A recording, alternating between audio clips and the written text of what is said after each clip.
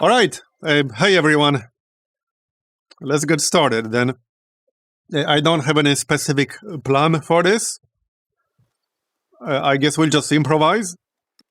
I have been playing a lot on online speed because on online speed, depending on how many wars you fight, you can finish one single game in anywhere between 5 and 10 hours. The giga cut that I have on YouTube is 12, but keep in mind that was with age length set to long, and also the vast majority of exploration age in that game was like one big ass war. So that obviously made it longer. But I actually quite like online speed. When I played standard speed, I actually found that the game gets boring like pretty frequently because there's less micromanagement. The micromanagement that is there can get kind of repetitive, like claiming tiles, queuing up buildings. But if you're playing on standard, at least from my experience and in my opinion, some periods in the game just get kind of boring. So I've been playing a lot more on online and quick, which is kind of ironic, because in Civilization 5, it was exactly the opposite. It was literally the opposite. In Civilization 5, at least on like Deity and such, I found the game to be much more fun on Epic than on Standard. And here is literally the opposite. So, yeah. So, okay, I don't have any specific plan for this, but in terms of leaders, I think I'd like to either get Ashoka to level 9, because if you don't know, basically every leader has 2 mementos that you can unlock. There's one at level 2, which is like easy to reach. I have a bunch of leaders at level 2. And then there's one at level 9. That one takes a very long time to reach. I have 150 hours in the game, and I do not have a single leader at level 9. It takes kind of an insane amount of time. I'm hoping there will be a mod that makes it quicker, or maybe just unlocks everything. I don't need everything to be unlocked, I just want it to be a bit faster. Because you're looking at thousands of hours. Again, this right here, what you're looking at, this is after around 150 hours of playing the game. And I don't have a single leader at level 10. I don't have a single one at level 9, which is what unlocks a lot of the mementos, really good ones. So, does the AI use them? No, the AI does not use them. So what I think we'll do is do either Ashoka or any of the leaders that I got at level 1. Not really sure. There are some really busted leaders, by the way, like, for example, Lafayette. You get +1 combat strength for every tradition. I played him. He was like one of the first leaders I played, actually, because of this. And if you stack him with civilizations that get happiness bonuses, you can easily get +10 combat strength out of this. Hey Blanche, thanks for the tip, I really appreciate it. So yeah, you can really get like +10 easily. Maybe even more than that if you try hard enough. For Ashoka, it's +1 happiness per quarter per age during a celebration. So that's actually pretty good. That's a lot of extra happiness. And more happiness means more celebrations, means more bonuses. Yep. You can easily get like 10 celebrations in one age. And I did before. So yeah. Yeah, so, okay. Let me look through these guys. Actually, let's check the level 2 mementos here. +1 gold per age for every commander XP earned. +1 science for every commander level. +1 food per age in settlements for each city-state you are a suzerain of. +1 food per age on the districts adjacent to mountains. Yeah, that's like highly dependent on map type. +1 culture per age for every army commander level. +2 gold per age for every leader you are unfriendly or hostile with. +2 gold on natural wonders, +1 influence per age on science buildings. Okay, that's not bad. +20 culture per age at the start of every celebration. +1 gold per age for each important resource. A migrant appears in the capital whenever you complete an espionage action without being detected. That's actually good because a migrant is basically +1 population in any city you choose. That's basically +1 pop in a city of your choosing. You just need to physically move that unit to said city. So you can't just click on any city you want and you get it there instantly. You just have to physically move that unit. But it's essentially +1 pop. So this might as well say a +1 population when you complete an espionage action without being detected. +1 science per age on military buildings. +1 culture per age on military buildings. +2 happiness per age for every cavalry unit. Yeah, Charlemagne is potentially kind of busted too, because you get 2 free cavalry units when you enter a celebration. So over the course of an entire age, that's easily between 10 and 20 cavalry units for free. My entire armies before had 20 units total. And you can get 10 celebrations in one age if you try hard enough. So this could easily double your army. Cities gain 5% bonus science efficiency per great work they contain. +5 combat strength against fortified districts for all units during a celebration. Alright, so I'm thinking either Charlemagne or Himiko. Influence is good, because, well, you can use influence for a lot of things. Also, +5 combat strength for cavalry units during a celebration. Military and science buildings receive happiness adjacency for quarters. Yeah, okay, we could go with that. Okay, I think we could go with that. Right, so we can switch mementos between the ages, which means we can just pick one for Antiquity specifically. You can just get attribute points straight up, and it's not a bad option. There are some really strong attribute tree bonuses. You know what's funny? This is a really basic one, but this is actually really good. Because getting 200 gold at the start of an age actually gives you a really nice start of Antiquity age. So this is actually kind of good. One extra policy slot is not terrible. It kind of depends. If you're playing Lafayette, then one extra policy slot is basically potentially another tradition you can slot in, which is more combat strength. And by the way, there's a lot of information in the game that's not actually stated in the game. Hey, Central Century, thanks for the 32-month resub, appreciate it. And we actually had a conversation about that on our Discord, yesterday.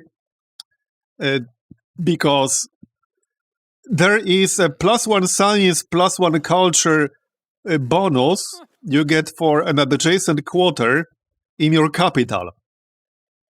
A quarter adjacent to your palace in your capital will get +1 science, +1 culture, which means 2 buildings on one tile. But this is not stated anywhere in the game. Not in Civilopedia, not in any building description, literally nowhere. I tried really, really hard to find this information literally anywhere at all.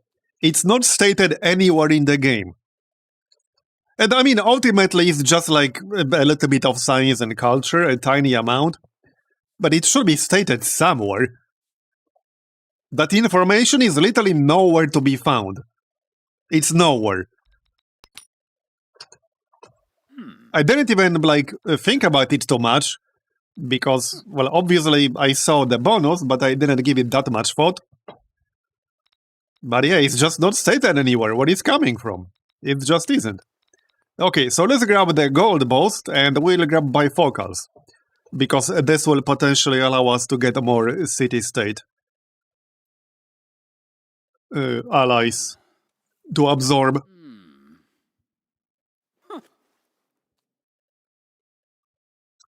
Yeah, I mean, the game is not bad. It's just that it feels unfinished in many ways. And not just UI, but I think mostly UI. With that said, I don't know if everyone feels that way out of like all of us who played, but I really feel like the modern age is kind of rushed because I just didn't feel like modern age was very engaging. And I actually have a Giga cut up on YouTube today, and the modern age was the shortest one. And it was kind of uneventful and anticlimactic. All I did was dig up 15 artifacts, and that was it. Like, that's basically it. I won the game. Like, that's literally all I did. I dug up 15 artifacts, and it's over. I wasn't even planning to win that way. Because I was like, I mean, in every game I play, I just dig up artifacts because you might as well. You get some extra bonuses out of it. So there's no reason not to. And explorers are very cheap units. You can just buy one. You can recruit one in like 3 turns. At least on online speed. So it's not a big deal. So I do it in every game.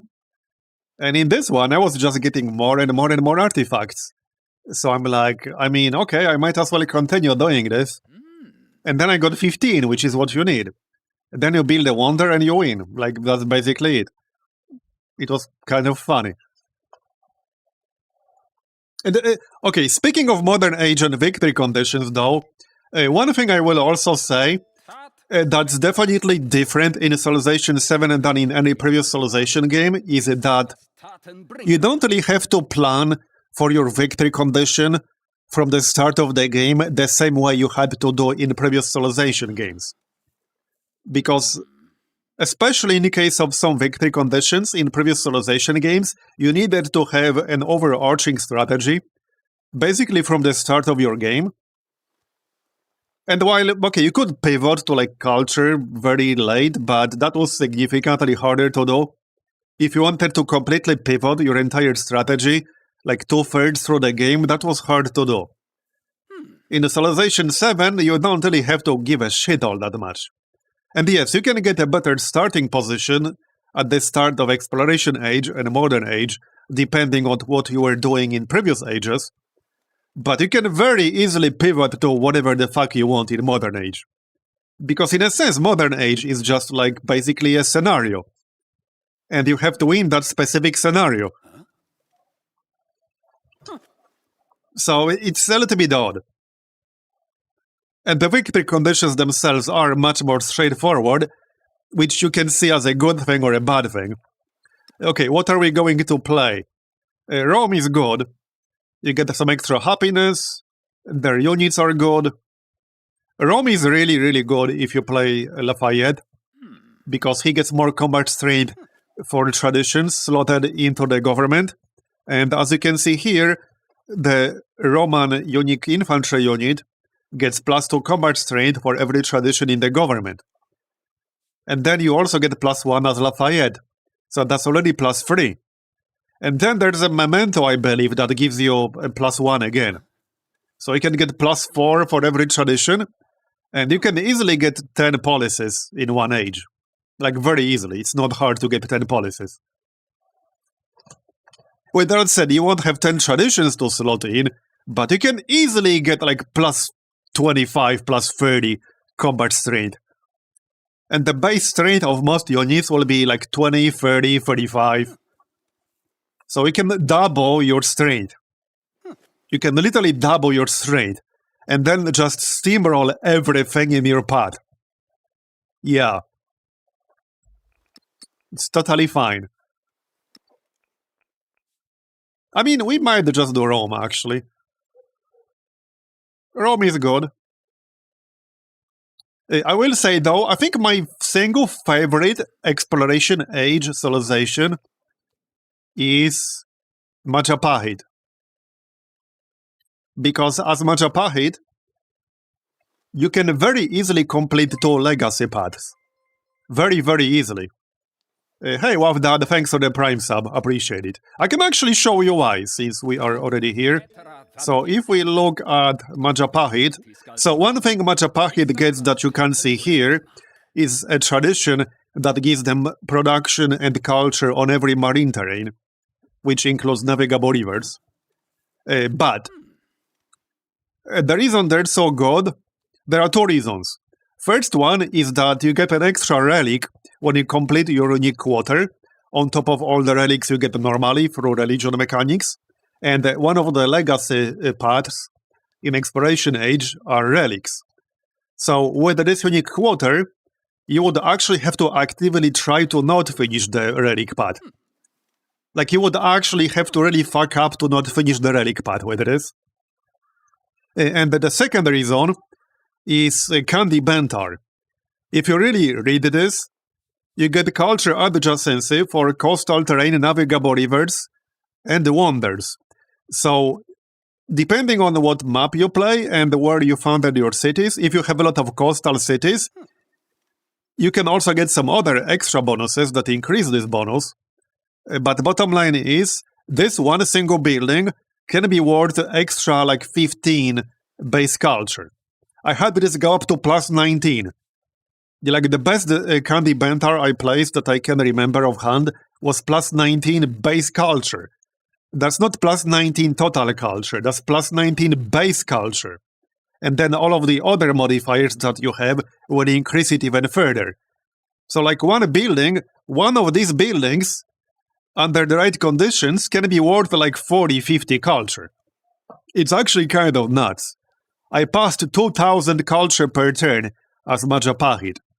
The problem is that there's currently a bug which prevents you from repeating future Civic in Exploration and Modern Age, and it hasn't been fixed yet. So if you play a culture strategy as Majapahit, Hawaii also works very well, because Hawaii can get 4 culture on every marine tile. So if you play one of them for a culture-heavy strat, you can literally run out of things to do with your culture. And your culture is completely wasted.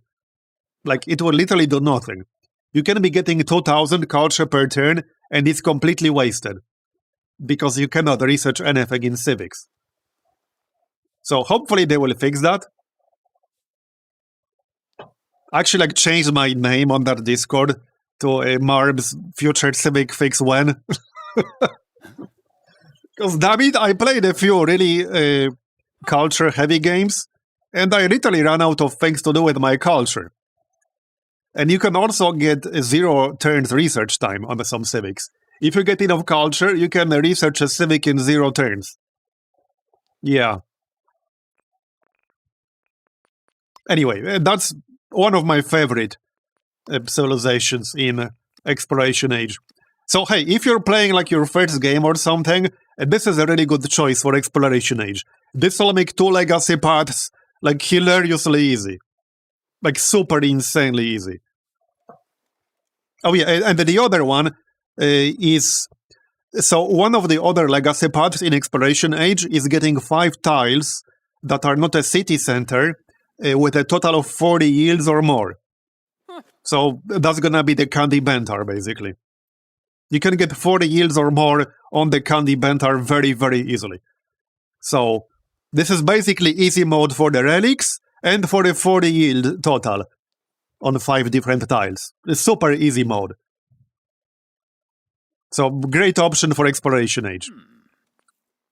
And if you want to have it unlocked automatically, you can actually pick either the Khmer.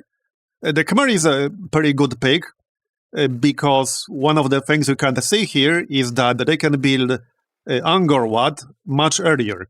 It's not just the production bonus that they get, you can unlock it earlier. So you will have almost no competition for it, or just straight up no competition, and it's a pretty good wonder. The other option is the Moria. They also automatically unlock Majapahit. Obviously, you can unlock it yourself too. But the Moria are nice as well, because they get quite a lot of extra happiness. So this is a good option. Happiness is good because more happiness means more celebrations, means more bonuses, means more policies. It's just kind of a snowball mechanic, really. And yes, they do get an elephant. And it's a pretty good one. It can ignore zone of control, and it's a good against cities. But yeah, I think we're just gonna do Rome. The Legion is just a really, really good unit. The Legion has to be one of the best unique units in Antiquity Age because of that combat strength for every tradition in the government.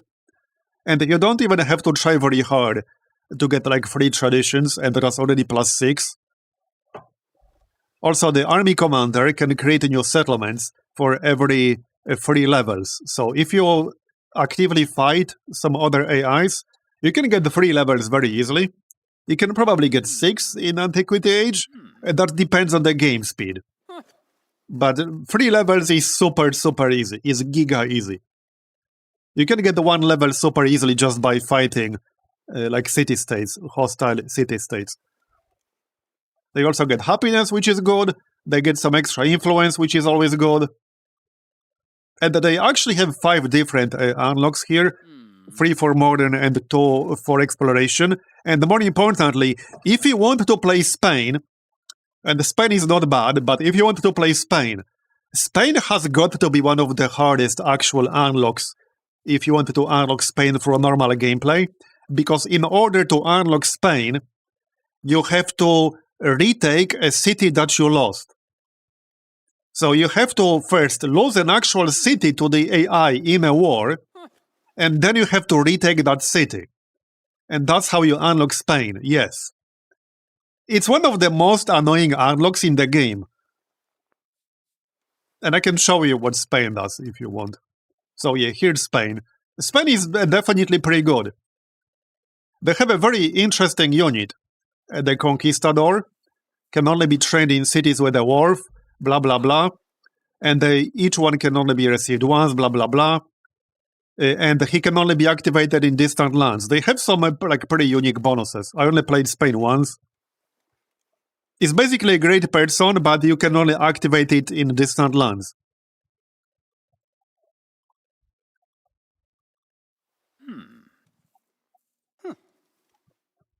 Anyway, yeah, if you want to play Spain, the best way to play them is to just play Rome. Like, that's it. I think there was one more with the Spain unlock.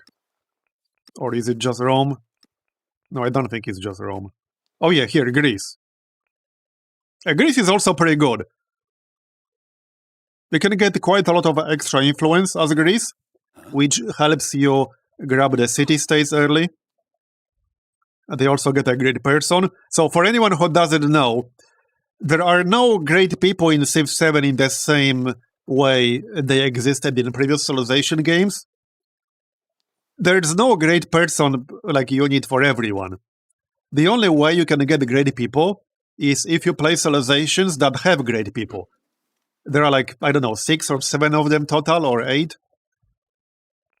They're like 2 or 3 in Antiquity Age, like 3 in Exploration. But if you're playing a civilization that does not get great people, you can't get great people. And I'm pretty sure they have different effects depending on the Civ, because they are all like different. Like here's a great person, right? And also here's a great person. And Egypt also has a great person. And they all have different names.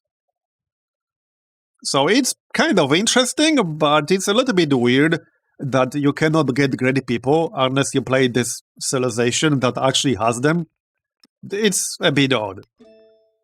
Anyway, we're gonna do Rome. Also, I kind of wish there was more like map type variety. And some of these map types are kind of bizarre. Like there's Archipelago, but I know what you're thinking when you see Archipelago. This is not really Archipelago. This is such a lie. This is a lie. This is not an Archipelago map. It has like some islands, but yeah, I don't know. It's a very bizarre archipelago.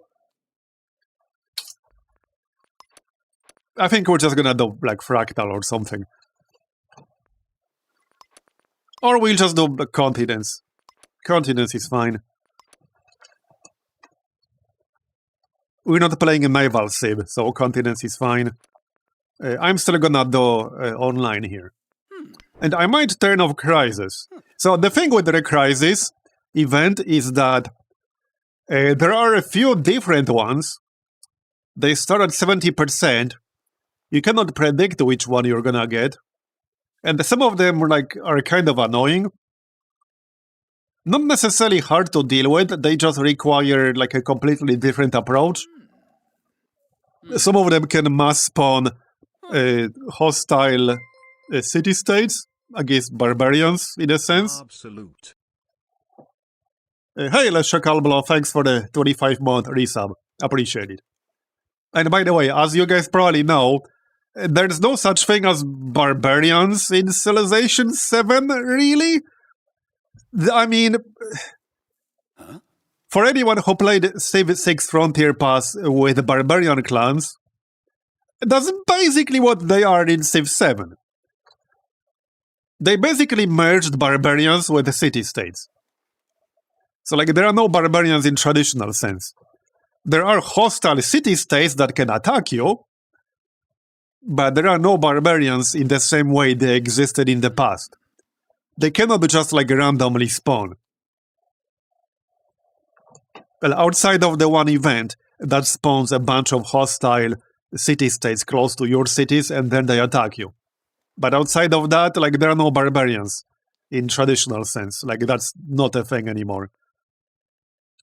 Okay, I think this is good. You also cannot turn off disasters, by the way. There's just light, moderate, and catastrophic. For the age length, I like either standard or long. Abbreviated is too fast. Standard can sometimes be a bit too fast. Let's go. Potato lost his capital to an aggressive city-state earlier. Oh yeah, that can happen. If you keep literally... Okay, if you don't build walls in your city and you don't have any units to defend it, you can actually lose a city or two. So you don't want to have at least some basic defenses. And you can buy walls, but only when the city is not being attacked. Once the city is under attack, you cannot buy walls anymore, which kind of makes sense, I guess. You can also have walls around multiple districts. By the way, one of the things I actually really like in Civ 7 is that city sieges in general feel much better than they did before. Because there's no city bombardment anymore. That's just not a thing that exists anymore. And also, you do not have a single city center tile that's super giga tanky. Instead, you can fortify multiple different urban districts. And then the attacker needs to take all of them. Or you can just stick with one. But one single district will never be as tanky as it was in older Civilization games, ever. So that makes siege units much more useful. Because they won't get one-shot anymore.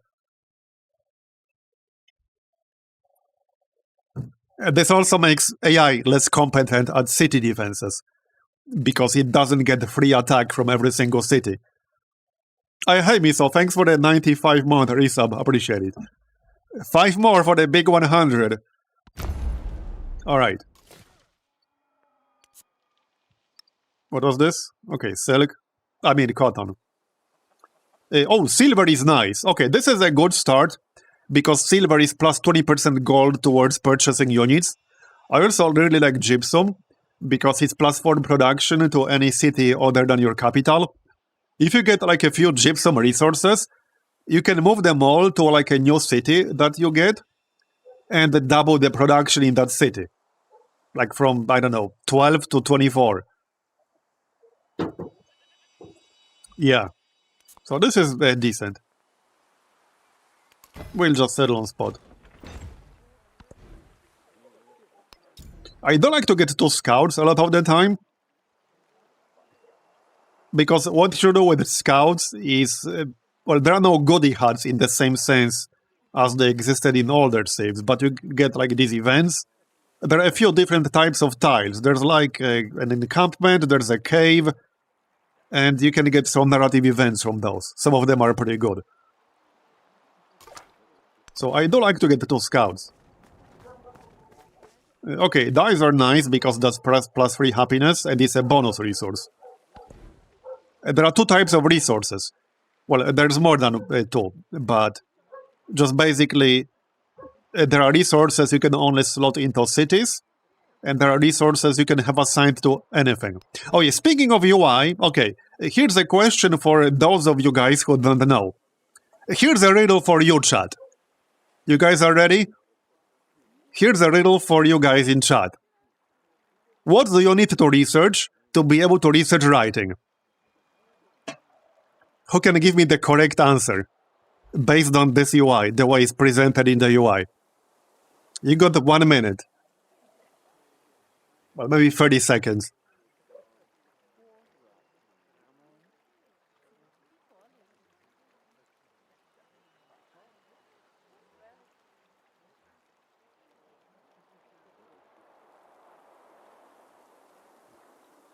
Yeah, anyone who said just pottery, you're right. You just need pottery. You don't need sailing, you just need pottery.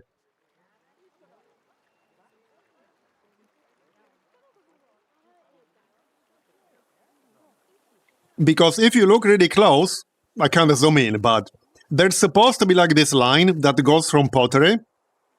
Then it goes like behind this line that goes out of sailing and moves towards writing. So like imagine you move this entire straight line a bit to the right side so that they don't overlap each other.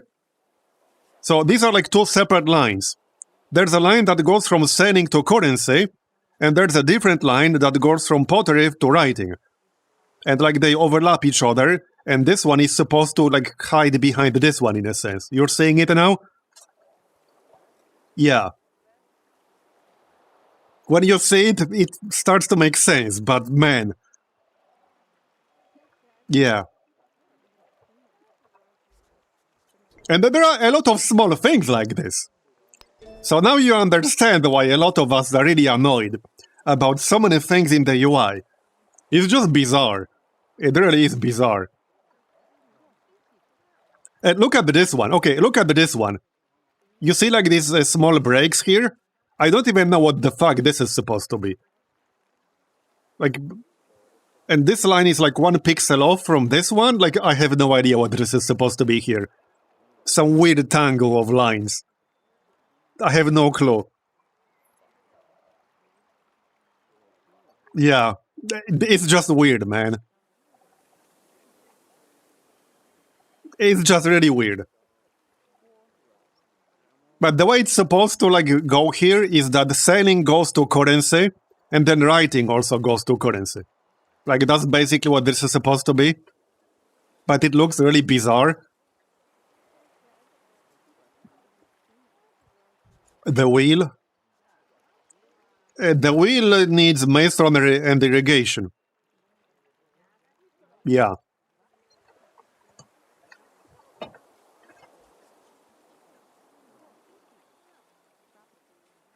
But this one here is just weird. Like, this line here, the separate one, like this also goes into currency.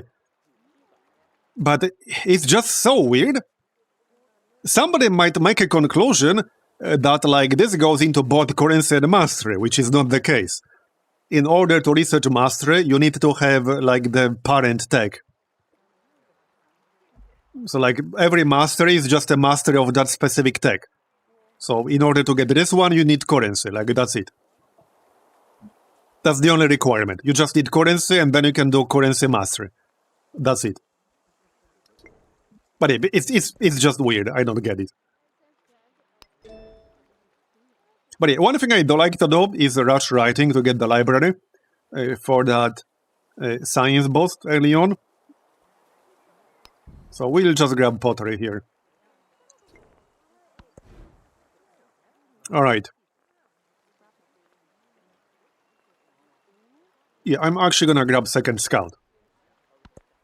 And we do want to find some good locations for cities, and also find city-states. On this speed, we need 85 influence to start befriending a city-state. Which means that I wanted to find a city-state before or on the turn I reach 85 influence, so that we can start doing it ASAP. Like basically, we want to start doing it as soon as we reach 85. But I can't do it if I don't actually find a city-state.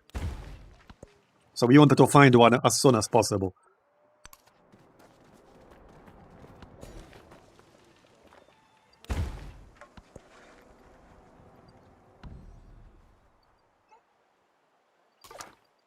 And yeah, there have actually been like several patches in the last few days. Or at least we had like a pending update on Steam. But we only got the actual patch notes once. And they were like sent in an email. So, yeah.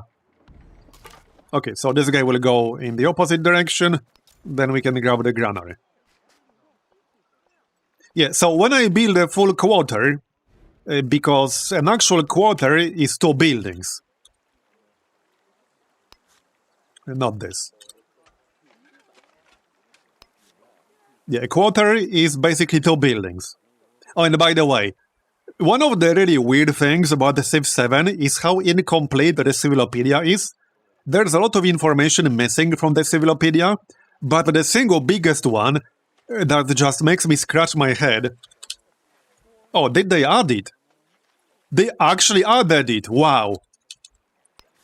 Okay, they actually added it. Because if you look at one of my videos on YouTube, I don't remember which one it was. This did not have information about the civilizations. There were no civilizations in Civilopedia. I was even memeing about it, that like, imagine having a civilization game with a Civilopedia and it doesn't have information about civilizations. Just imagine. Yeah, just imagine. So I'm glad that they added this because it really made no sense. It really made no sense. But even right now, as you can see, this information is incomplete. Like, okay, unique unit, Logios. Okay, what the fuck do they do, bro? Like, what? Unique building, Acropolis, Odeon. Okay, great. I can't click on this, there's no info, there's no tooltip. Tell me how this is not a rush job. It's like somebody at Firaxis realized, is like, guys. Okay, I can already picture, I picture a meeting, like, I can already imagine a meeting that they had, and someone's just sitting there and like, guys, listen. You know Civilopedia, right? And all the info we put in there? Yeah. I think we forgot about something. Yeah, what's that? You know, civilizations. I can already imagine like an awkward conversation internally where somebody brings it up. Hey guys, like we don't have info about civilizations in the Civilopedia. What do you mean we don't have info about civilizations? Yeah, nobody put it there. Man, and like this is so obviously like a result of a panicked rush here, because there's no extra info here. This was clearly just added like super quickly when somebody realized this information is missing here. It's just very strange.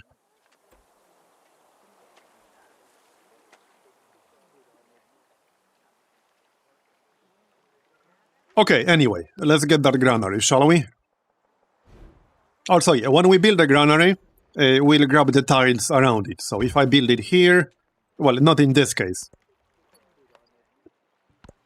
But when we build one more building here, this will turn into an actual quarter, because there's a distinction between an urban district and an actual quarter. When you have a building on a tile, that's an urban district. But it's not a quarter until you have 2 buildings inside. And to be fair, that part is explained in the Civilopedia. Hey Bob Green, thanks for the 9-month resub, appreciate it. Alright, so now we'll grab writing to get to the library, boost our research. And we want to find a city-state. Alright, continent. A lot of mountains around here. I will say though that one of the best things about Civilization 7 that now I really wish older civilizations had is or rather are navigable rivers. Navigable rivers are friggin' amazing. I think navigable rivers are, unironically, the best thing about the Civilization 7. Like, I'm actually not joking. That has to be the single best feature of Civilization 7 straight up. Navigable rivers. Like, there you go. It's like they took all the canal memes from the past 30 years and turned it into navigable rivers. They are just so good. Alright, yeah, so for anyone who doesn't know, traditions are all the policies under your Civilization Civic tab. It's not like explicitly said, but these are traditions. Any policy from this screen are traditions, and when you unlock them, you keep them for the rest of that game. Not just this age, but also all the future ages. That's the important part. Which means that a big part of your strategy is going to be basically picking a civilization for the traditions. But there's no easy way to find that information in the game. The only real way you can find information about what the traditions various civilizations have is to start a new game and just look it up on the civics tree. I mean, I'm sure you'll be able to find this on the wikis soon. I seriously can't wait until all the wiki people get their hands on the game. Because, well, I dislike having to alt-tab to find information. I like to have it all in-game. But if it's not in-game, alt-tabbing and looking it up on the wiki is the second best thing. And obviously right now you can't do that.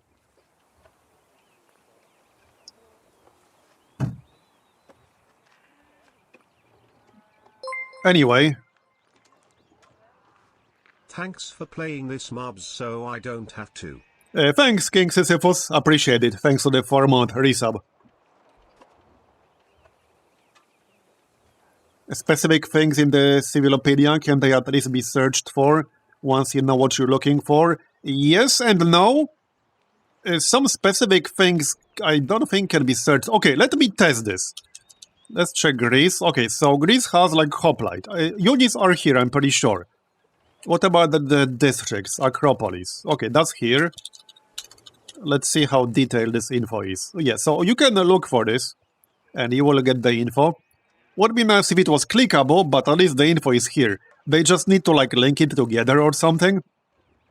And these are really basic things, okay? Like, these are very basic things.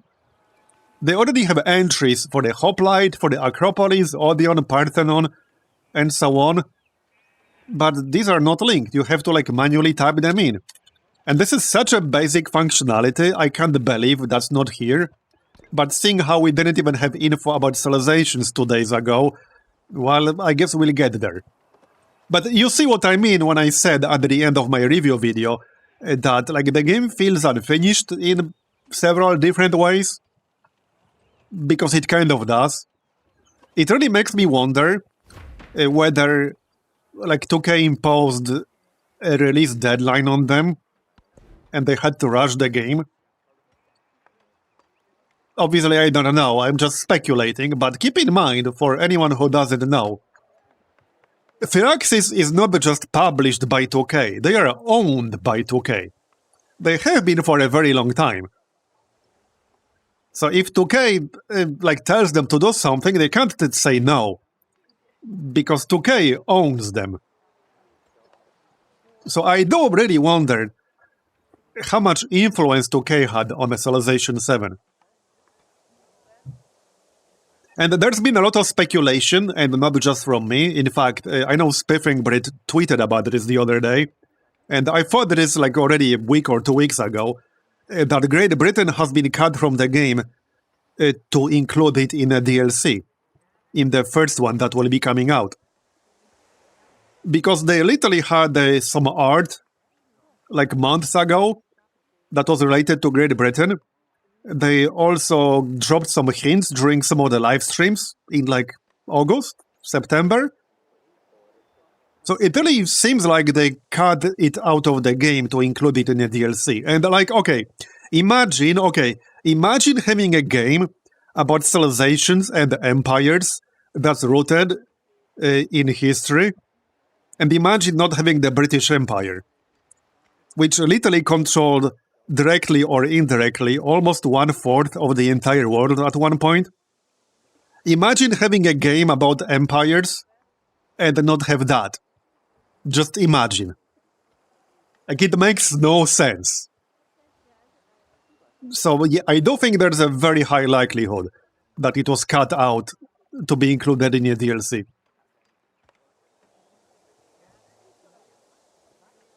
It's the only explanation that makes sense, really. I know that they said, oh, we wanted to like polish it more, think about it more. Yeah, okay, bro. So you're telling me you had this game in development for years and you never thought about Great Britain? Like, really? Really? You only started thinking about Great Britain a few weeks ago, really? Yeah, Kappa, basically. Anyway, so for the government, for anyone who doesn't know, you can pick one of these two bonuses every time you get a celebration, which is usually, depending on how you play, between 5 and 10 times per age. So like 15 to 30 times per game. And you can really like build synergies around celebrations to get a ton of them. I do like oligarchy for food and production. So I think we're gonna get that. Especially very early on, you can't go wrong with more food for more city growth. So we'll grab oligarchy.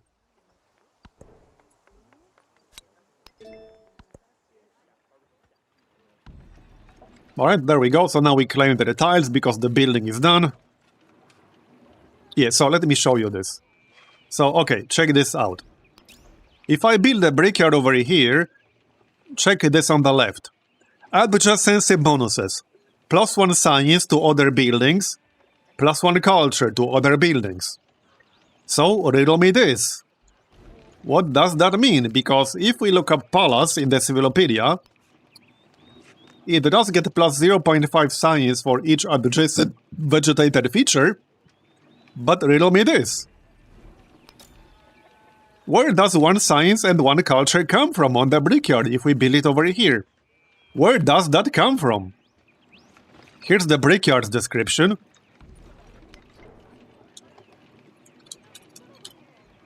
So here's the brickyard.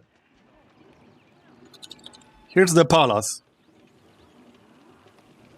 And this is something I mentioned earlier. This bonus is for a full quarter next to your capital's palace. And there's nothing under like the quarter category either.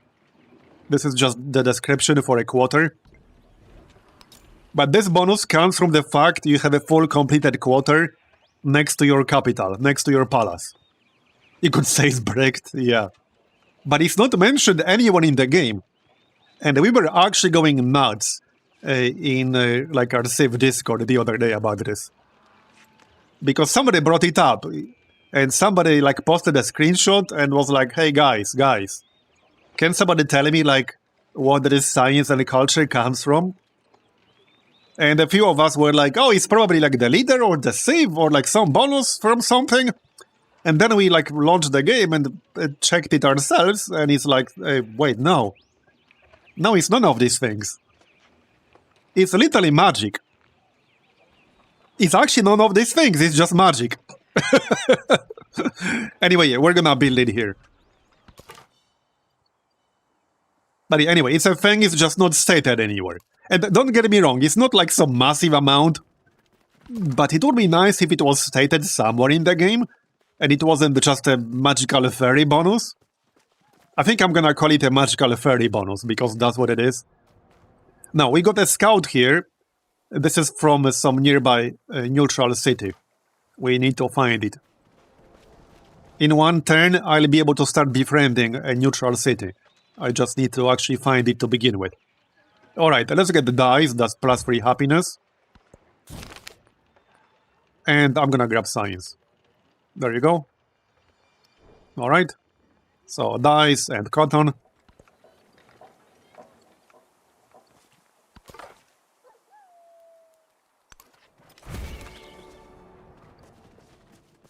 Yeah, so here's a navigable river. Oh, Great Barrier Reef. Great Barrier Reef is actually really good. This is the first time I had a Great Barrier Reef that I could actually reasonably settle myself. We need this. These are really good base yields. We need this. Yep, first time I got a Great Barrier Reef I could actually get myself reasonably. I've only seen it twice, and both times AI had it near their capital. Okay, where's this city? Has to be somewhere around here. Hopefully. Okay, let's grab the settler right away. And we'll settle the Great Barrier Reef.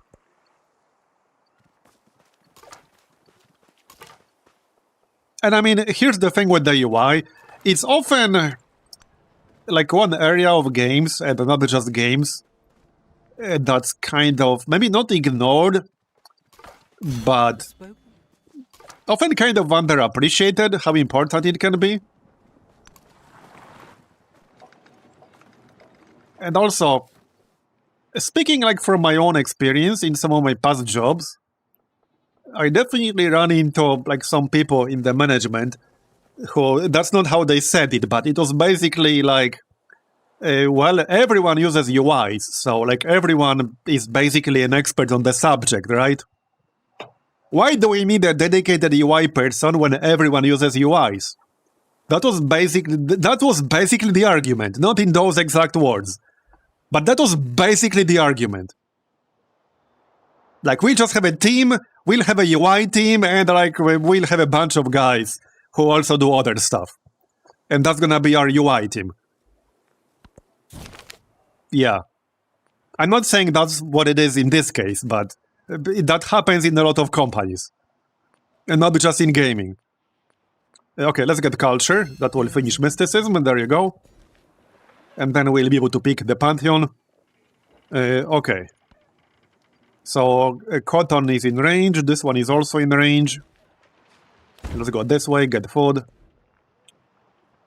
Now we could get writing too, to get a codex and a +1 science on science buildings. Codex is basically like +2 science, but I'd rather continue regular research for now. Yeah, so there's the library. We could grab that. Oh yeah, also, we need to pick the pantheon. Okay, we were like 4th. Okay, fair enough. I do like to go for happiness, because this is pretty easy to get a few happiness points from. So that's one option. Production is not bad on clay pits, mines, and quarries. God of the Sea is not bad, but not sure if we'll have that many coastal tiles. I'll have a lot of cities like in this general direction, probably. Goddess of the Harvest is good. Food on the farms, pastures, and plantations. And especially early on, you're gonna have a lot of those. Okay, let's grab Goddess of Harvest. We have a government with the food celebration, so it makes sense.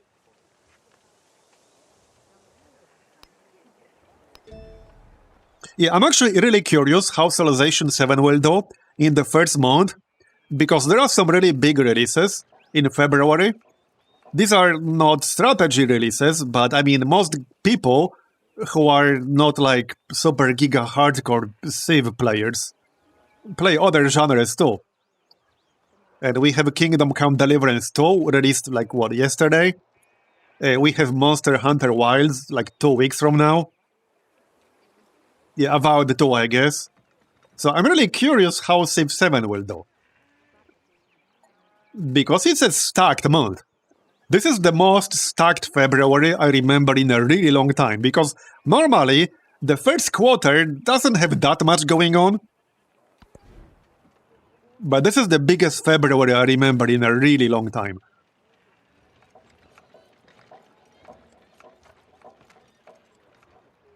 How is the happiness mechanic in the game? Is it hard to manage? Not really, it's not. So basically each city has its own individual happiness. This number up here are like the totals. This is what influences how often you'll get your celebration. But for actual happiness, it's a city-by-city basis. So if you drop below 0 and it stays below 0 too long, it can flip to somebody else, but it's not that hard to stay above 0. It can be challenging to stay above 0 everywhere if you go significantly over your settlement limit. If you check out my Ashoka Giga Cut, that's on YouTube now, I was at 19 out of 16 for like quite a while, and I was able to stay in the positives. The maximum penalty is minus 35, but that's minus 35 in every single city you own. That's not like minus 35 globally. If you have 10 cities, that's minus 350. So that is a significant amount if you want to go like 7 cities over the cap. Here's one way to kind of get around it, however. So one thing you can do is grab a bunch of cities towards the end of the age, because, okay, here's the thing. One of the legacy paths in the Antiquity age requires you to have 12 towns or cities, but conquered ones count as 2. So one thing you can do here, let's say you conquer 1, right? So that counts as 2, you need 10 others. One thing you can do, if you know that, okay, I cannot sustain a happiness penalty this big, what you can do is grab those cities close to the end of the age, and then it won't matter, because there's not enough time for them to rebel. And at the start of the next age, your base cap for the cities will be higher. And then you can deal with it at the start of the next age. I've done that myself several times. If there's not enough time for them to rebel by the end of the age, then they will not. So we can do that. Obviously, again, you still have to deal with unhappiness at the start of the next age. But your cap will be generally higher at the start of the next age. So there's that. Okay, let's grab the altar. There you go. Alright, so we got our religion. We could unlock the army commander. We're playing as Rome, so it would be nice to get some experience for him. You can get at least 1 level up pretty easily by fighting some hostile city-states. Okay, we really need to find this one, because I can start befriending them, but not if I can't see them. I have to actually see them first. +1 warrior to nearest settlement. Or +15 influence. Okay, I think I'm gonna grab that. I'm gonna grab that. We have at least some basic units. We can escort the settler. By the way, for anyone who doesn't know, you cannot capture settlers in Civilization 7. You can kill them, but you can't capture them. Also, Scout is a civilian unit now. You cannot attack with a Scout. You can defend with a Scout, but you can't attack with a Scout. It's a civilian unit, not a military unit. So yeah, just saying. Anyway, we're rushing the Great Barrier Reef, obviously. We don't want anyone else to settle it before we do. And, okay, well, I could grab the production bonus here. We still need to build a library, so that makes sense. Alright.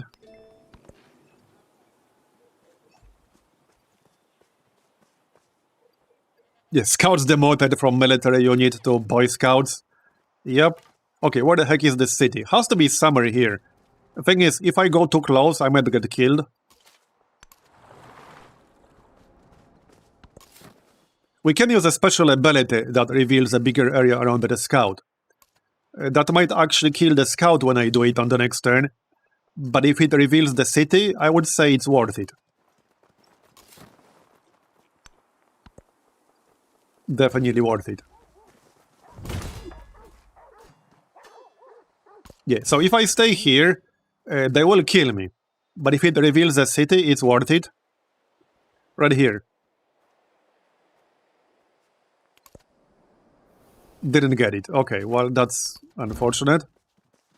Here's the first AI. That's actually really unlucky that we still haven't found a city-state. Usually I find one by now. So Machiavelli is pretty close here. He might not be happy about me settling a city over here.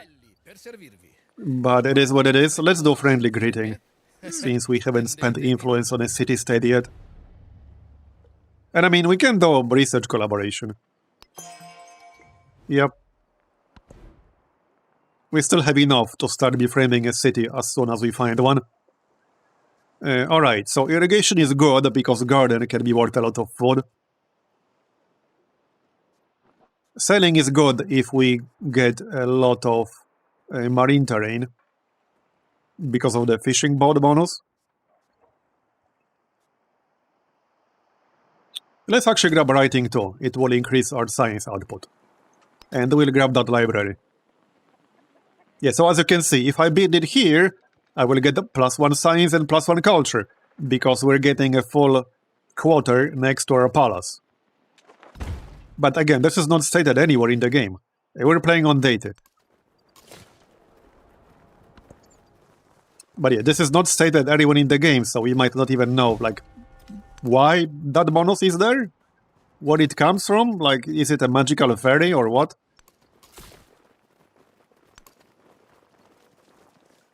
Okay, I don't think I'll get the whole barrier reef here. If we settle here, we'll get 3 out of 4 tiles. I think that's good enough. Setting on this side might be a bit risky. That will be very close to his capital. It will be hard to defend. It will be hard to send reinforcements. So... Oh yeah, by the way, you can turn off these notifications here. I do keep them on because some of them are useful. But yeah, wait, where did this guy come from? Oh, there has to be a city to the south. Okay, we'll go there. Oh yeah, also, there's barely any information anywhere what fresh water does.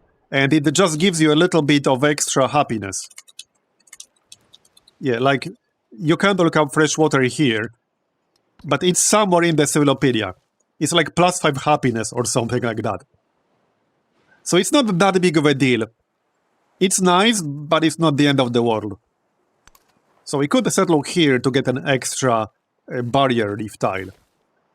Because if I settle here, I'll get 2. On the other hand, if I settle here, I will not get the silk, which is +10% culture. So it's kind of a tough choice. Train a warrior and a slinger, and we'll get +1 warrior. Build a library. I'm literally building a library right now. It will be done in 1 turn. How convenient! How very convenient. We will do that. And let's do Roman civics, shall we? Okay, grab the cotton. That's some nice food right there. Yeah, I will try to stay friendly with him. At least for now. He's our only neighbor at the moment. Okay, before we move on here, let's reveal a bit more. Okay. I will want to grab the camel over here. There's also a cave, but my scout got killed. So that's our general. Yeah, there has to be a city-state like down here-ish. That is definitely the case. How much to just buy a unit? Yeah, let's just buy one. They are cheap. I can also just buy a settler, so I'm gonna do that. Yeah, let's buy a settler. On the next turn.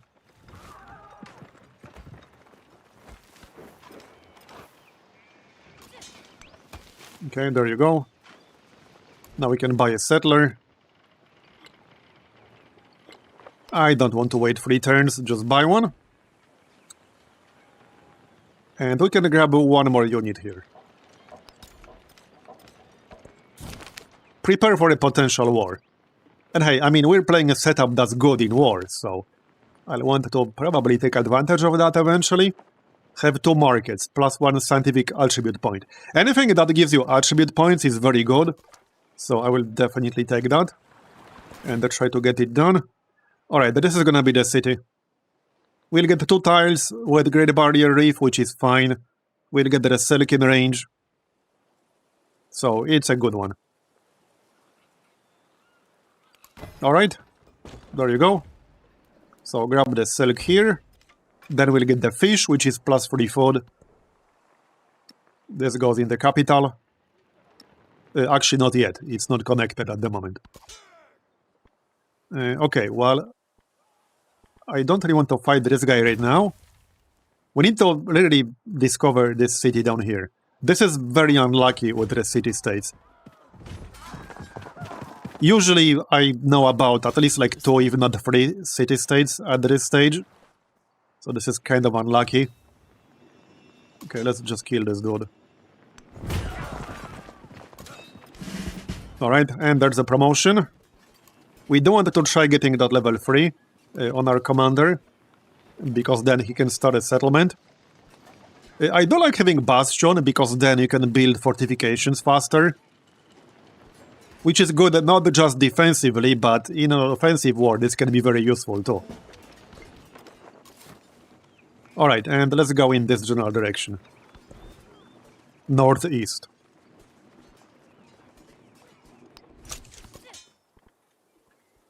Yeah, I need to back up or I lost the warrior. It is what it is. How much for like a slinger? 60 gold. Alright, let's grab a slinger. Okay, we're good. A bit low on health, but we're fine. Let's go find this city then. It can't be too far away.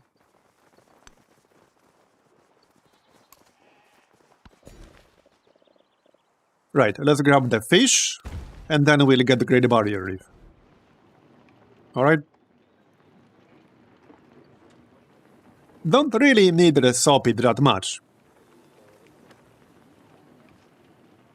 We could get another commander. And you can get experience for more than one commander at a time. Or we can just grab another scout. We still need to explore. A scout is 1 turn. Wait, hold up. Yeah, okay, not yet. It's technically not connected yet. Let's save this warrior, shall we? No need to throw good units away. Where on earth is this city, damn it? I'm probably not going to get it at this rate. As in, there might already be another AI working on it. This will give us an event.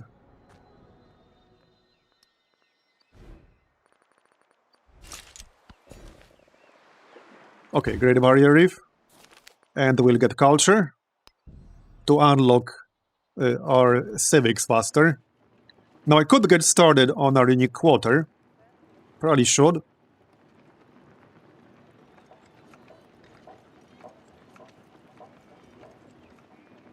So Basilica is +1 influence for each adjacent wonder. We don't have any right now, but we might build some a little bit later. So over here would be fine.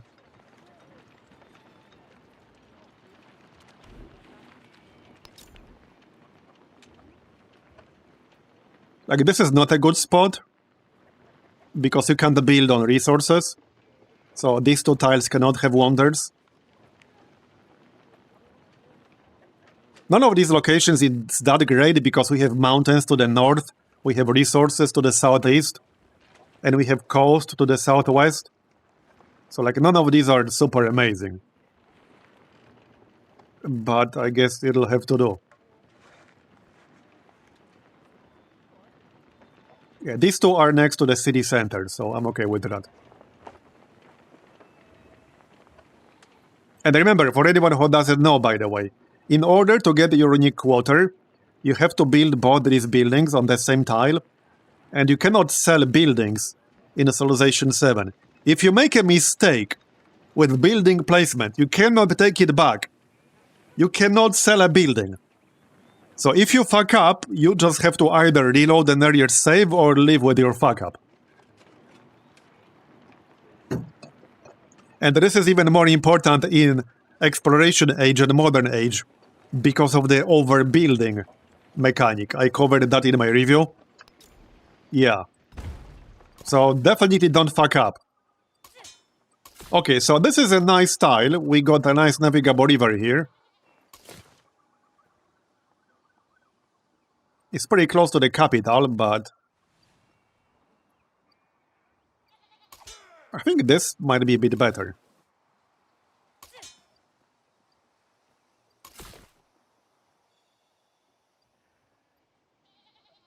Okay, or we can settle on this side. So if I settle on this side, we'll still have the marble and the wall in range. But then we can also have this marble in range and the wine in range. So like, I think this is the best spot, right here. Yeah, this exact one right here. That's what we'll do. By the way, I'm really missing like map pins. Would be nice to have those back. I guess we'll need modders to take care of that, am I right? The modders will have to take care of a lot of things. They're gonna have a lot of work, alright? No, there's no map search. And there are no map pins.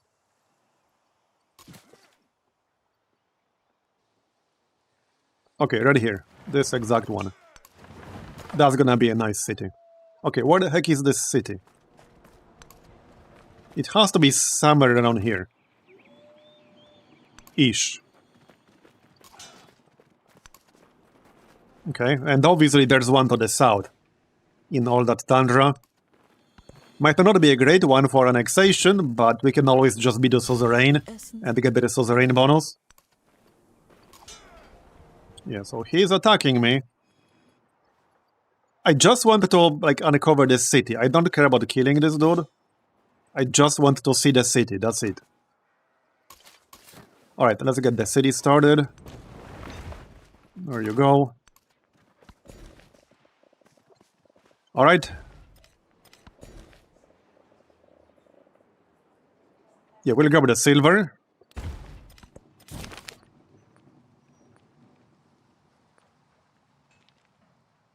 Plus 15% towards buildings in Rome, yes. After all roads lead to Rome. Plus one codex, yep. That's basically plus 2 science for us, so that's good. Alright. Yeah, let's grab sailing real quick. That would improve fishing boats by plus 1 food. How many more buildings are we gonna build here? Yeah, I guess we can get production towards buildings. Alright. Let's just get gold for now. Or, yeah, hold up. Let's actually get scout movement and sight.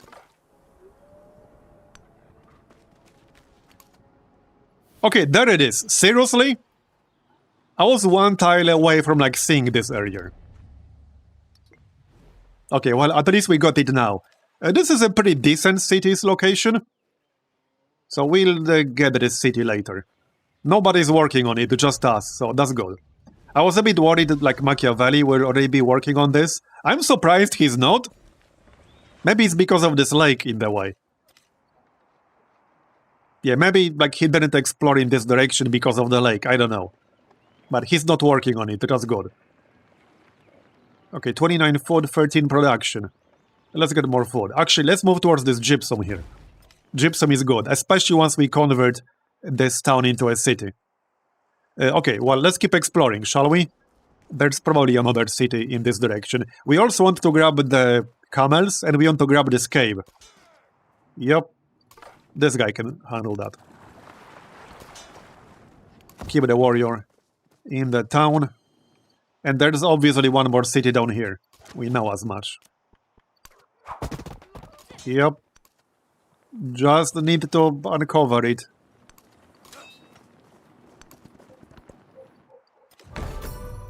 I don't think Machiavelli will be much of a problem because of, like, this terrain. He would have a pretty hard time reaching me easily.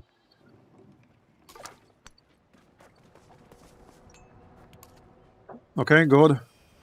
More camels.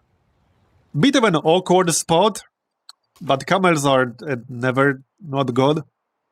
Tent camp. One spearman. Spend some gold. Yeah, okay, let's do that. That's fine. There you go. Our army is growing. Okay. Well, I guess we'll go, like, northwest-ish.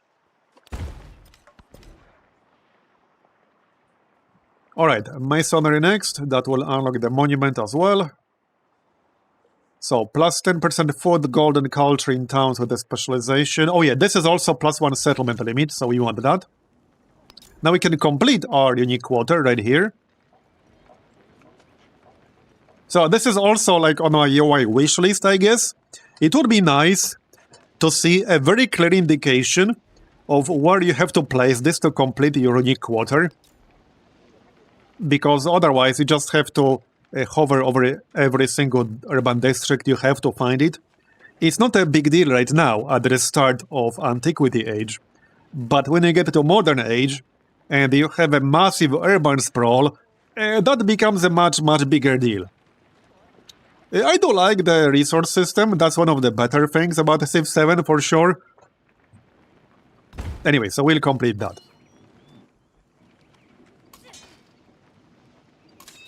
Right, we can just pack these guys up to move faster.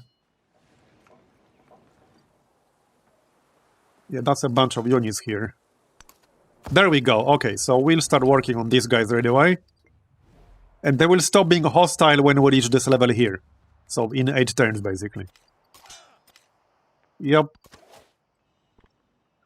Maybe I can save my slinger, but we'll see about that. We'll see about that. I could kill some of them to get some experience for my commander.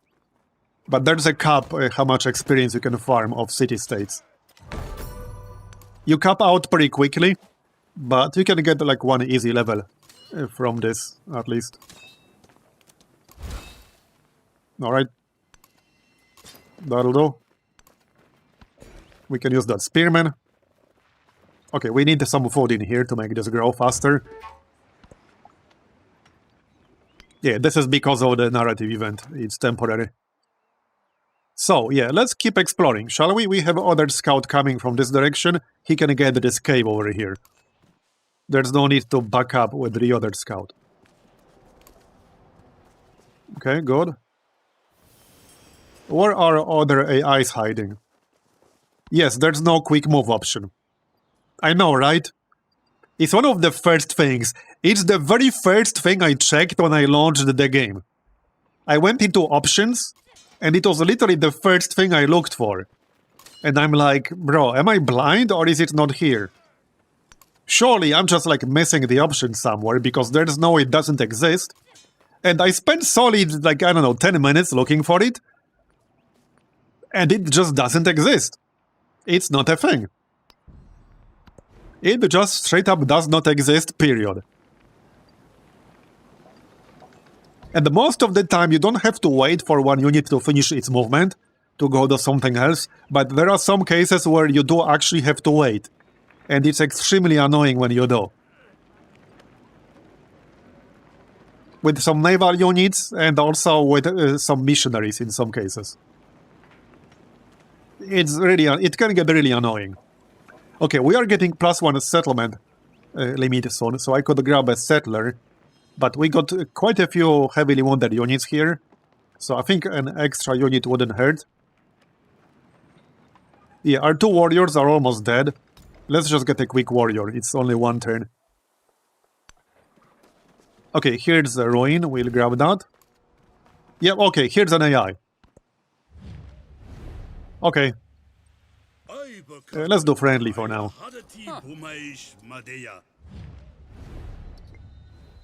And we could do research collaboration, I guess. Whoops, that's me. Alright. That's fine. So, let's go grab that cave really quick. How much longer for this? 4 more turns, okay. So they are still hostile right now. Yeah, and he's gonna camp the cave. I might actually have to wait. Okay, I might have to wait. I can't grab this safely without losing my unit right now. Plus 50 happiness towards the next celebration. Culture, let's get culture. Okay, so there's his city. Good to know. More food. Open markets. Yep, I will save influence now. We'll need a good chunk of influence to actually integrate the cities. And I want to integrate this one as soon as we are able to. Hey, ham sandwiches, thanks for the 15-month resub. Appreciate it. So we could unlock the Legion, our unique unit. Definitely a good idea. But I wanted to build 2 markets to get my scientific attribute point, I believe. So in order to build markets, we have to actually unlock them to begin with. So let's maybe do that. Alright, monument would be worth a good chunk of culture. So that's definitely a good idea. We don't really need walls here. Well, not right now anyway. I don't really think I care about this wonder here. Yeah, not really. That's extra combat strength to fortified districts. Don't really care about that. I could get 1 more legatos. It's only 5 turns. Okay, let's grab one. We'll definitely want more than 1 anyway. And that's a no-brainer. Okay, here's the spearman we got from earlier. I still want more experience. Yeah, let's be careful here. All these guys are almost dead. They need to heal up.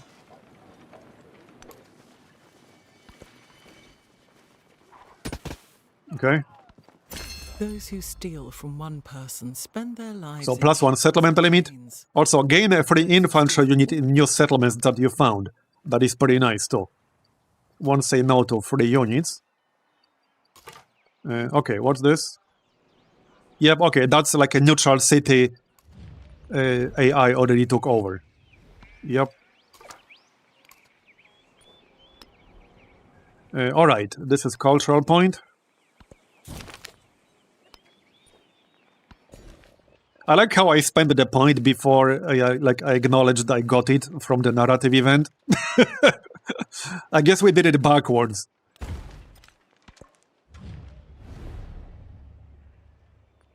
Military aid is good and all that, but I wanted to save my influence for city-state integration. Okay, so here I could unlock the Colosseum. There's no huge rush. It is a decent wonder here. It's +3 culture and happiness on every quarter in the settlement. So that is a decent wonder. But we don't have to rush it. The Legatus gains Bulwark promotion for free. Hey, Belicet, thanks for the 118 months resub. Appreciate it.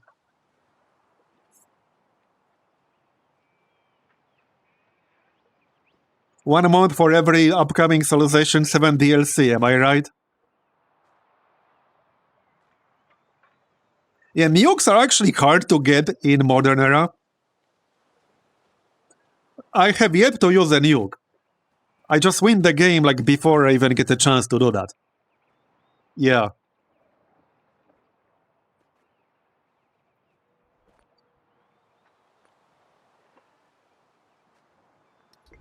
Okay, hold up a second. We already got Bulwark on this dude.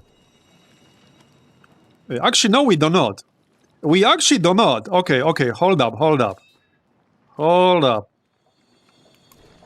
10 out of 15. Alright, let's get that then. 3 turns. So we want to finish this before we get another level for him. Or I can just not spend the point. That works too. Alright. Now we got 7 pops, so I could switch the focus. You know, it would also be nice to see like the full benefits you would get from each focus.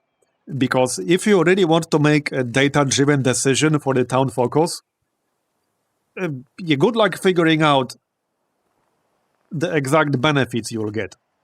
There's also no clear indication within the game which towns are connected to which cities.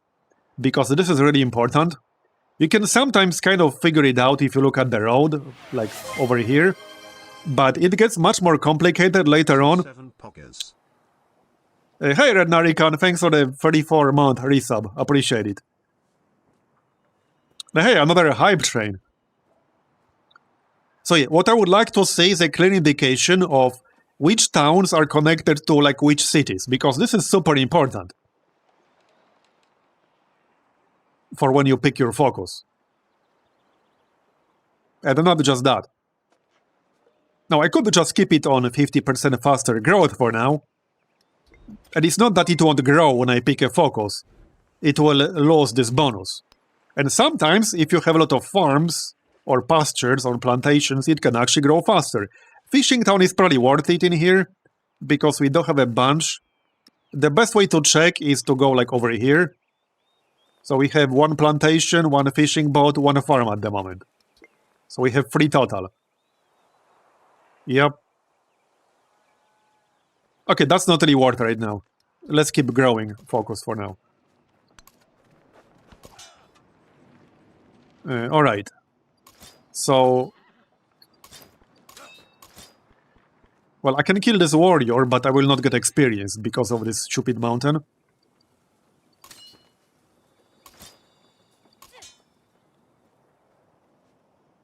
Okay, let's do this. Okay. We did get 4 experience now. So now if they attack my warrior here, we'll get more experience for our general. Commander, Legatos, whatever you want to call him. There you go. We don't want to spend that point yet though, because we'll get bulwark for free. As soon as we finish our civic research. Hey, Chop Nasty, thanks for the Prime sub. Appreciate it. Alright. So, yeah, the wall is in range. Let's go this way then. Or, yeah, no, let's maybe... hold up. No, that's fine. We'll go this way.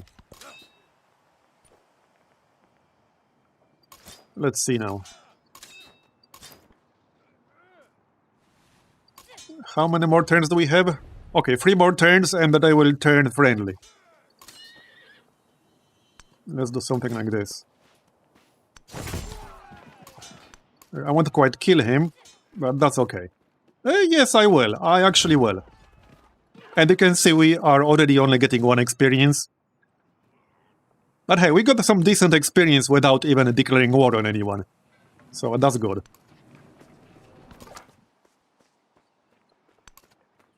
And yeah, okay, I'm gonna lose this scout. Alright, that's fine. They're cheap anyway. Maybe we can grab this cave with a warrior.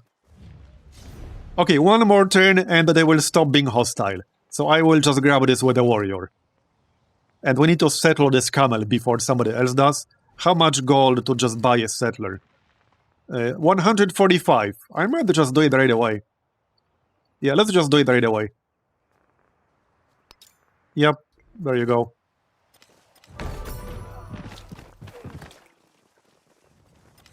Okay, there you go. They are no longer hostile. Plus 5 production and plus 25 happiness towards the next celebration in Rome. Yep, that works. What's Rome doing? 1 more legatos, okay? So, let's pack them up now, shall we? Yep. There you go, and we can get out of here. 1 more turn and we'll get bulwark. Yep.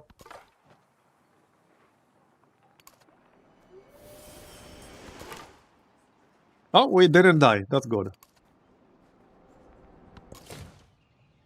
So there's the settler. We want to grab the camels.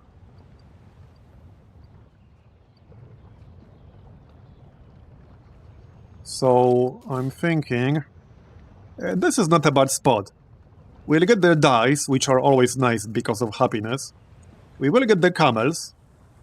The only downside is that I want to get this gypsum and silk.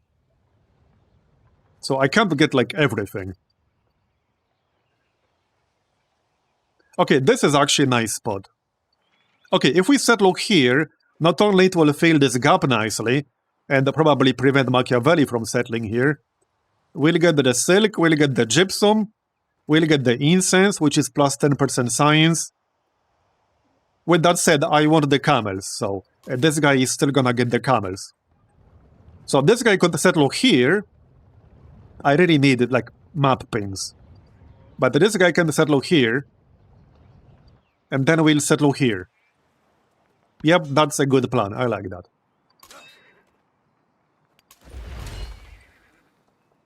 Okay. That's the plan. It is easier to find men who will volunteer. Okay, so... Yeah, now we got the bulwark, and now I can grab the defilade. There you go. Nice. So he should already be able to start a settlement, yes. Because as Rome, our army commanders can start settlements for every 3 levels. And we got 1 level for free. Because of this. Not this. Yeah, this. No, not this one. The one we were just researching. Oh yeah, it was the mastery. So this not only gives you a bulwark promotion for free, this essentially gives you a level for free. That's the important part. Because it's one and the same, basically. Free bulwark means you get a level for free. Okay, science is fine. Right, what's next? Let's get Code of Laws to unlock the merchant. Especially since we'll probably be getting that camel very soon. Now we could get the food. Okay, now let's get the food. Training in infantry unit grants culture. Let's just get gold for now. Yep, gold is good. So, right, I could just get a settler. Would be easier to just buy one when we get more gold. But we also need gold to convert our towns into cities. I would like to do that sometime soon. So let's just get the settler the regular way, and we'll send him here. Preferably before Machiavelli can settle that. It's a nice spot for a city, so I could definitely see him doing that. Yeah, I could definitely see him doing that.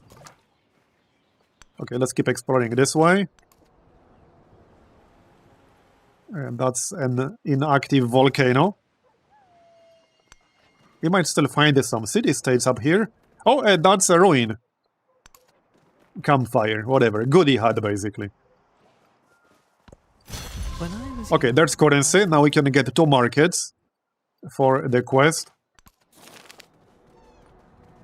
22 science. Okay, let's actually pick the research first. So, okay, I think it's time to grab bronze working to unlock the Legion. Probably makes sense. Yep, I think that makes sense. 5 turns. Okay. Coastal edifice, okay. Interesting. So this is the spot. Yep, this one. Right next to the volcano. What could possibly go wrong? What could ever go wrong with a Roman city settled right next to the volcano? Clearly it's fine, guys. It's fine. Nothing bad ever happened when Rome did that.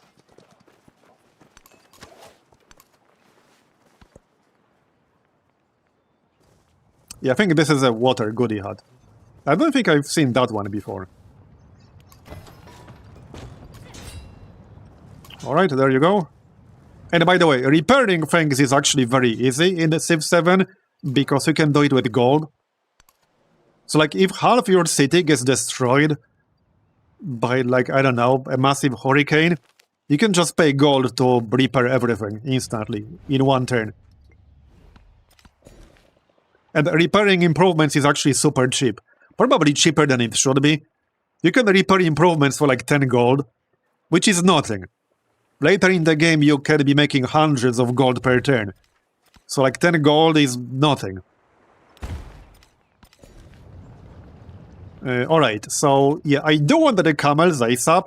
So we'll start claiming tiles like towards the camels basically. And one thing I can do right now is actually pay for the granary.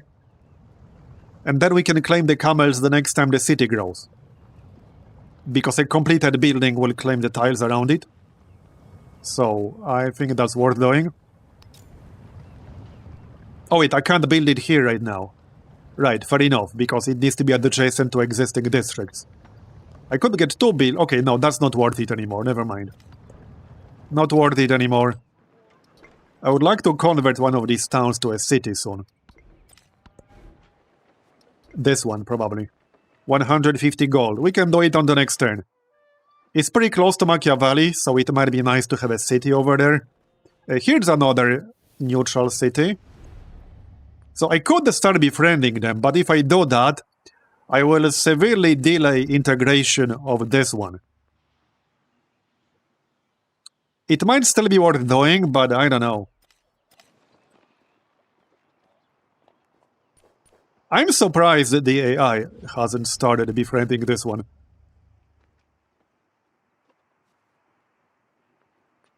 Okay, let's start befriending them. Once you become the suzerain, you cannot steal a suzerain status from somebody else, which is kind of weird, but you can't. You can conquer that city, but then you'll be at war with the civilization controlling the city. So you can't like conquer a city-state that already has a suzerain for free, so to speak. You will be at war with the civil that's the suzerain of it. So in that sense, we'll be safe here. Nobody's competing. We're basically guaranteed to get this one. I just need to do it by the end of the age, and we still have a lot of time before the age ends. Alright, what do we claim? Let's claim the gypsum now. There you go. And then we can convert Mediolanum. So now, after I convert Mediolanum into a city, I can move the gypsum to Mediolanum. And that also completes the first Silk Road milestone. Okay, I think we can move some of these things around. Here. Okay, and this is +4 production in Mediolanum. So I literally doubled the production right now. Which is not saying much when it had 4, but we still doubled it. Yeah, speaking of production, we do want some extra production at least. So let's grab that brickyard.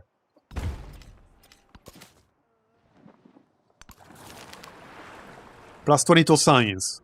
No, influence. Okay, let's get influence. Influence is good for us right now.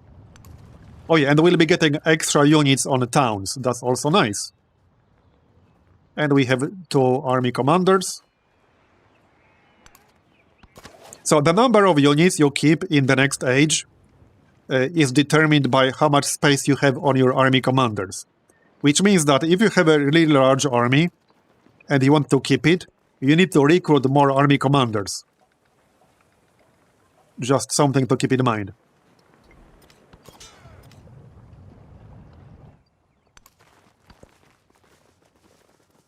This is actually a pretty good start here, overall. Nobody is really bothering us. We had a lot of space to expand. Because sometimes your neighbor will be much closer than this. You can definitely get boxed in, like in other Civ games. That can definitely happen. But we got pretty lucky with this one. We don't need 2 markets, and that will give us, I think it was a scientific attribute point, I believe. So let's grab a market.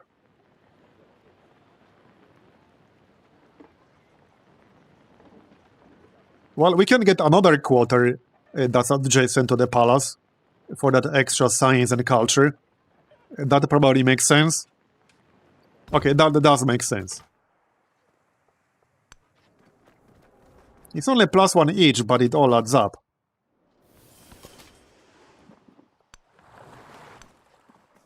Okay, there's one more city in this direction. And another AI. Okay, that's the last one for now. I think I'll do friendly greeting here. It's only 10 influence, and it's a decent boost.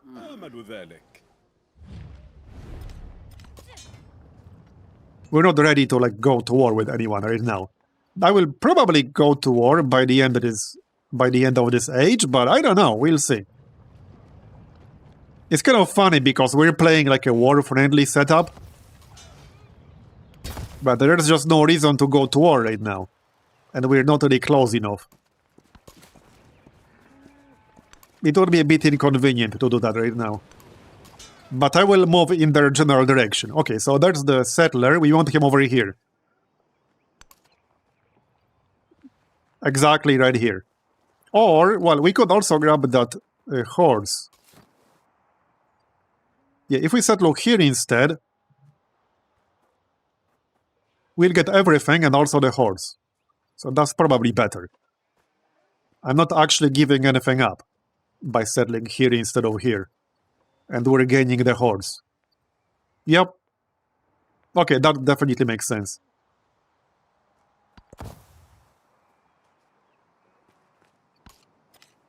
Now keep in mind, you don't need any strategic resources to build units, but you get extra combat strength. So in this case, cavalry units will gain +1 combat strength and additional +1 against infantry units. And we will get a lot of extra cavalry units, presumably. Okay, camels. There you go. We got the camels. Nice. Don't need it right now, but we will soon. There you go. Camels are so friggin' good. I had one game I played where I had the 3 camels in range of my capital on turn like 1. That was so good. That was a great game. I never had that many camels at the start of the game ever. Just in that one single game.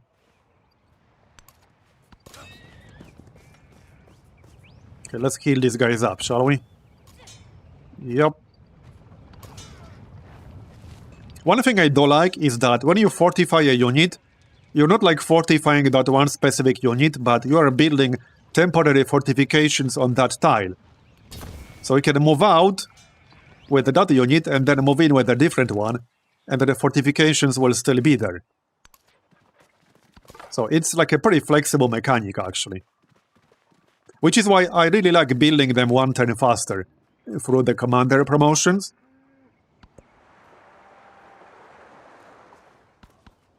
An eye for an eye. Okay, so that unlocks the merchant. The range is like 10 tiles.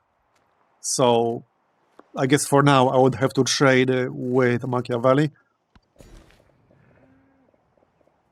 Okay, let's grab the marble, might as well. Not spending influence. So now we need 120 to start incorporating the city-state. We can also pick up the suzerain bonus. So Age of Heroes is nice if we take advantage of it.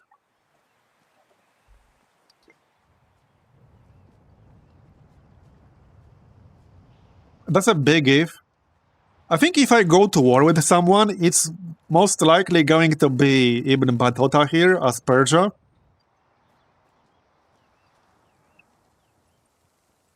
I think that would be the most convenient target.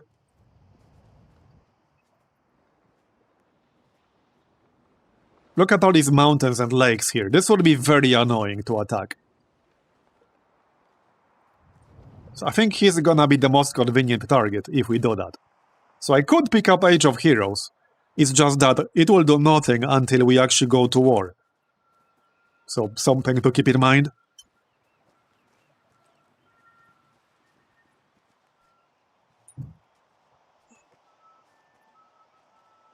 We don't really need these units because we have a very good unique unit.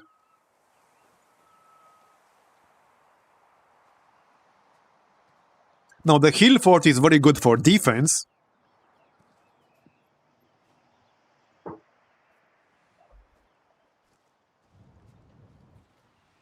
But I could also get the combat strength bonus. You know what? Let's get the combat strength bonus. This will help us win more easily. Okay, yeah, I like that. So now we could unlock the Colosseum. This is also yet another +1 settlement limit, so I think it makes sense. It makes sense. We want more settlement limit. Okay, right, let's grab the monument. That's gonna be +2 influence, so right here. Also complete the quarter. Yup. And we need one more market to complete Lord of the Harvest. Can I buy a market? 180 gold if I wanted to buy it. We'll probably just build it the regular way. If anything, I would buy an actual trader or merchant. 100 gold. That's not super cheap. But let's grab a merchant. We have the camel, we have some space. Okay, now I can switch this to farming town. That might be worth it. 2 fishing boats, 1 farm, 1 pasture, okay? Well, let's change it then. Okay, done.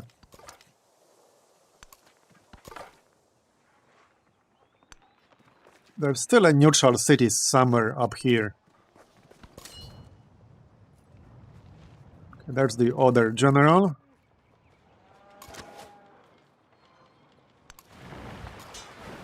Get your asses over here.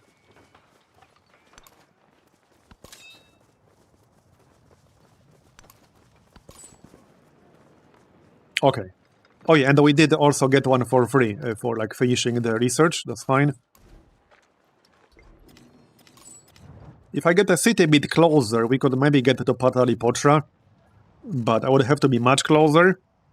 With that said, I would trade with Samarkand to get the Aron, because that's +1 combat strength on all infantry units, but if we go to war with the Batuta, that trade route will no longer be there. So that's not really worth it. We can also use the merchant, though, to build some city connections where they might be needed. So let's just move over to Katana.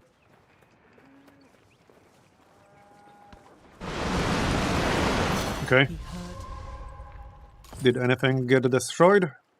Yeah, so let me show you now. 12 gold to repair the plantation, see? That's like nothing. That's basically nothing, and I repaired it. That's all I had to do, just spend the 12 gold, that's it. I can accept open borders, that's fine.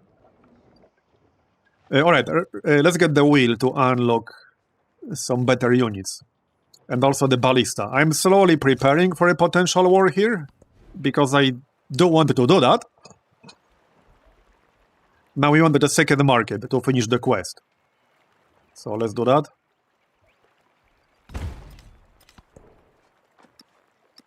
More culture. Not much left to explore in this direction. Okay, can we discover this city over here? Maybe, maybe not.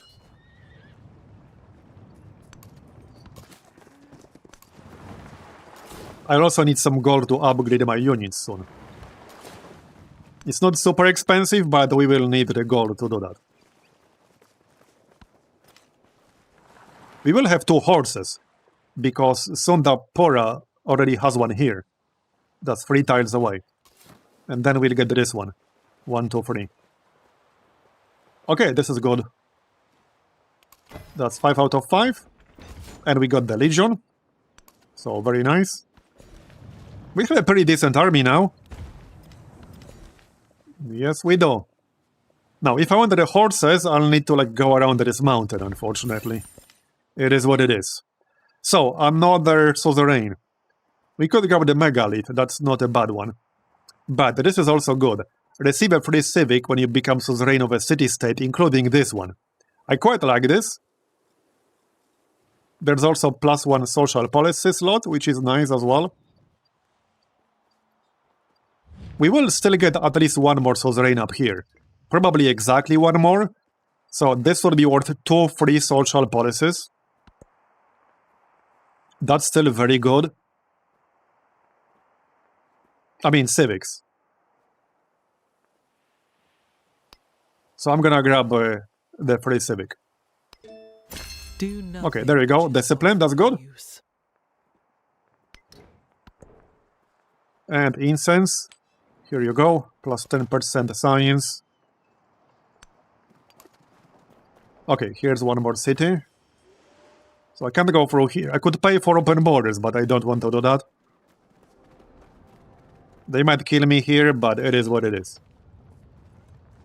It's fine. Alright, we're gathering our army.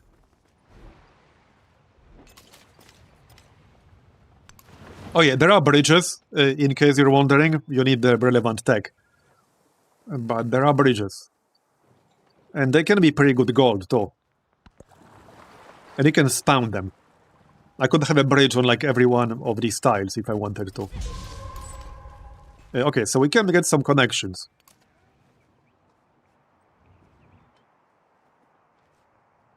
Yeah, let's actually connect these two. There you go. That's good. That does consume the merchant, in case you're wondering. As for Rome, how much do we have to wait to unlock the Colosseum? 5 turns. Right? But it's decent. Food is fine here, though.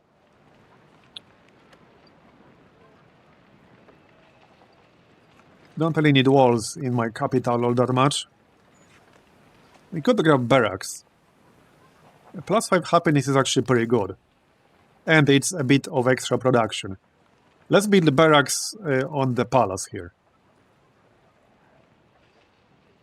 Yeah, that's nice. +2 production, +5 food. That's good. Okay, we saved our scout. Nice. Let's move away from the coast. He does have quite a few units, but that's alright.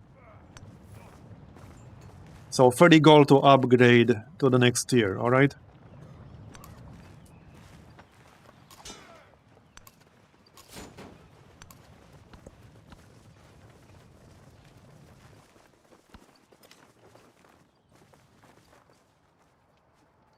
Okay, we can start incorporating the city now. I will be 1 city over my limit, but we are about to increase the limit anyway, over here, +1 settlement limit. But even without that, I could have handled it, probably. Yeah, it will be -5, but I can handle it. I can move some of these around, I can buy a building that gives happiness.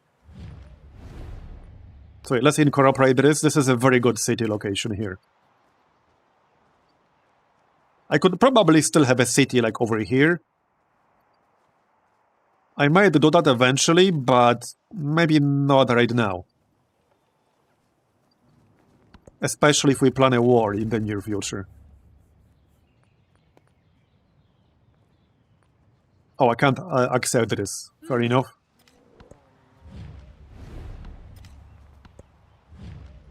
Nope, can't accept this.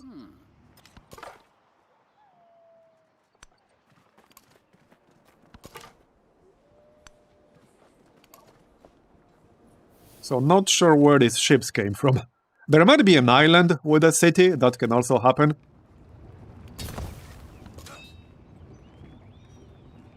Alright, you guys can chill. Wait for your turn. They won't be waiting too much longer, I don't think so.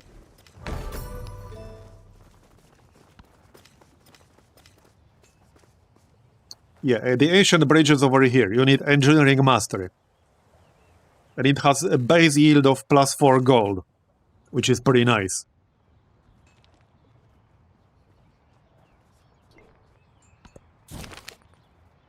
Okay, +1 scientific point because we finished the quest to build 2 markets. There you go. So, alright. Well, we're moving towards the horses, basically. That's what we're doing. Yeah, okay, denounce. Not unexpected, and unfortunately I can't reject this one because I don't have 60 influence. So we'll just accept. And I mean, it's not impossible that he'll declare war, but I'm not super worried about that.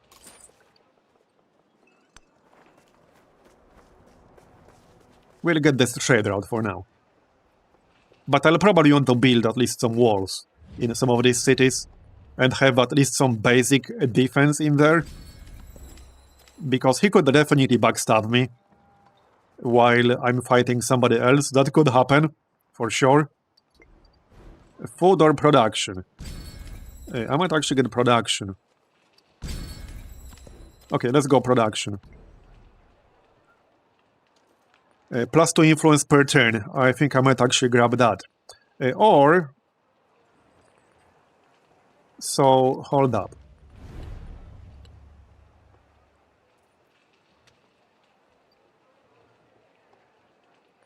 Yeah, we can get +6 combat strength right now for our legions. But that doesn't mean I need the tradition specifically. Probably worth it though. If we're gonna go to war soon, it's worth it, so we can do this.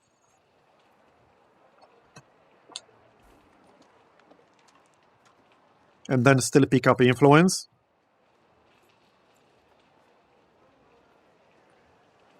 And probably gold. The city-state Batuta is the suzerain of still counts as independent power. So this is still potentially useful. But for now, let's get the gold. Not that it's a huge amount of gold, but it's a little bit.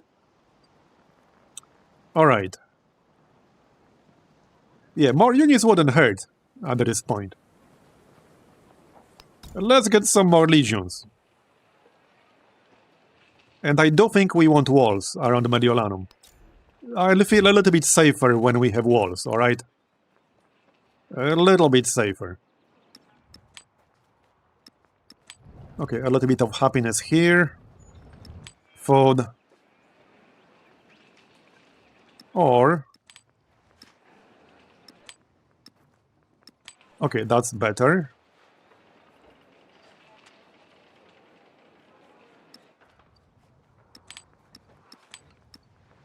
There, 15 production.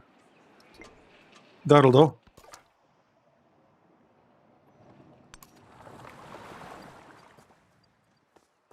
We can still scout over here a little bit. See if there's anything interesting. So, how much gold do we need? 30. Just start upgrading these. 50. Alright. That's okay.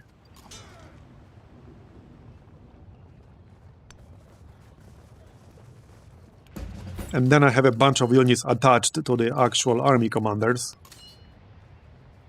So these two guys. 50. And we're 2 gold short. But that's a pretty good army. I could go after him. It's a little bit far away, but I mean, we're friendly with Batuta right now. Since he denounced me first, it probably makes sense to just move our entire army towards Aternai. That makes so much more sense right now. We can say it's his own fault. Hey, you guys are my witness, I didn't start this. He denounced me first. Like, I wanted to be peaceful with him. You heard it. You all saw I wanted to be peaceful. Let arms yield. Okay, let's just go then. When can I play? On the 11th.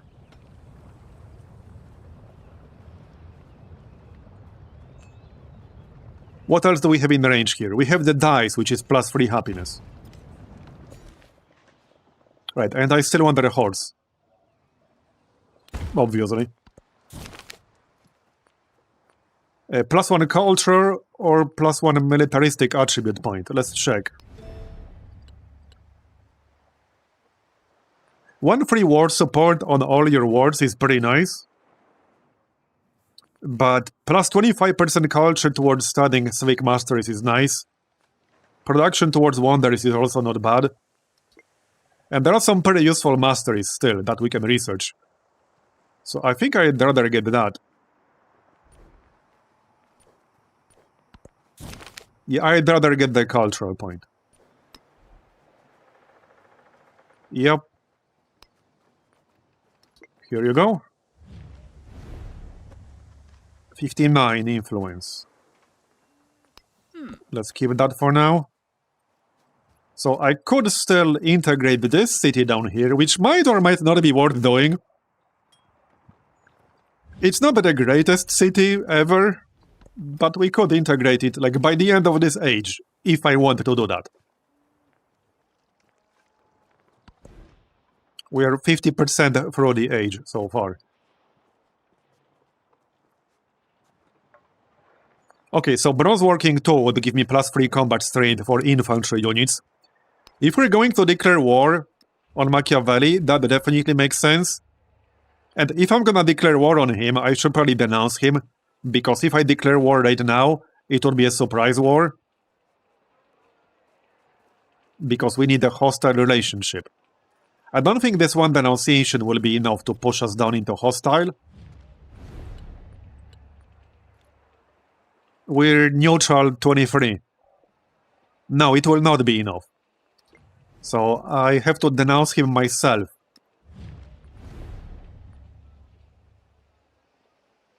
Okay, let's denounce him. We could do military infiltration, but we could also try to steal some tech here. We can start that on the next turn. Alright, now Villa is nice, so I think I'm gonna grab one. More happiness, more influence. This would be a good spot. 3 turns though. Well, I want the influence.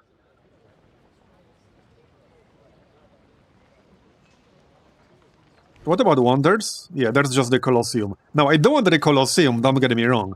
But do I want to spend the 10 turns building it right now? Maybe I do.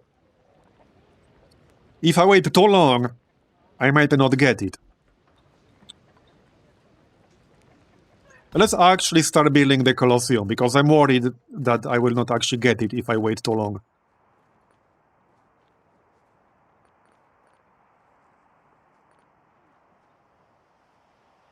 Plus 25% food in towns. Okay. We still have one more mastery here, but that one is not that useful. We're basically done with Roman civics at this point. So if we want a more settlement limit, we need entertainment and organized military. Both give you +1 settlement limit. Jails are potentially nice, plus 43% production towards training infantry and ranged units. So let's get tactics and then organized military. Conscription is also -1 maintenance for units. -1 gold, that is. Okay, so we want the tradition. Yep. This is a nice production boost for our capital. So now we got +8 combat strength for our legions. Because it's +2 for each tradition. I basically matched the UI's Deity bonus. Because AI on Deity gets +8 combat strength just for free. We just matched that. Okay, let's keep moving. Right, this guy is already moved.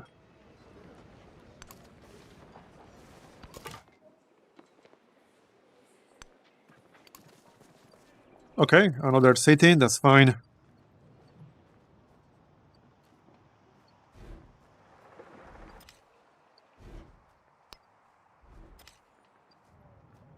Okay, we're looking good. And to switch your focus, you need the 7 population. Which means Ravenna will be able to switch focus in 5 turns. If we want to do that. Alright, let's keep moving. I need a few turns to actually get here. But again, we need to be hostile to declare a formal war. Which will take at least a few more turns here. Okay, 4 more turns and we'll have another city-state. So another suzerain bonus. And this is a cultural one. Okay, so now we want to support this. Because we'll get +3 combat strength. So this is a good moment to support that. And we're stacking a lot of extra combat strength already. Now I have +11. I mean, I have more than that actually. But +8 from the traditions for the legion and then +3 from this. So easy +11 for the legions. I just need to get into position. Okay, we got the walls. So like I mentioned earlier, you can build walls around multiple urban districts. And in order to conquer that city, you have to take every single one. If they exist. Okay, so let's build our unique quarter here, shall we? Yep. Let's.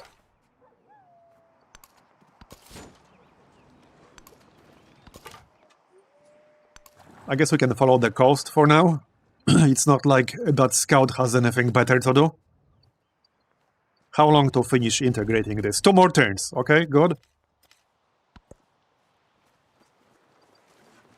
If we could capture Athena, that would be really nice. These mountains, though, like, that's kind of annoying. But alright. And hey, I could already get some specialists.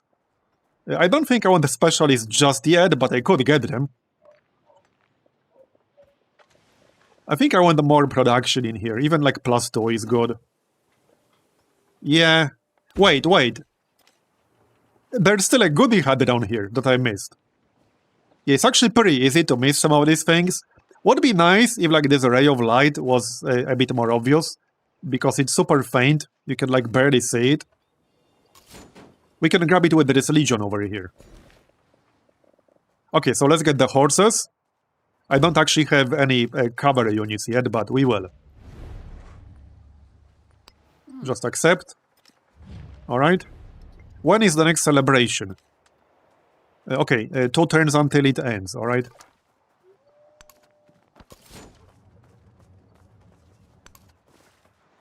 Okay, this should be fun. And this is not like a super huge army, by the way. But they have some really good bonuses. Do we need more upgrades? Not here, we're good.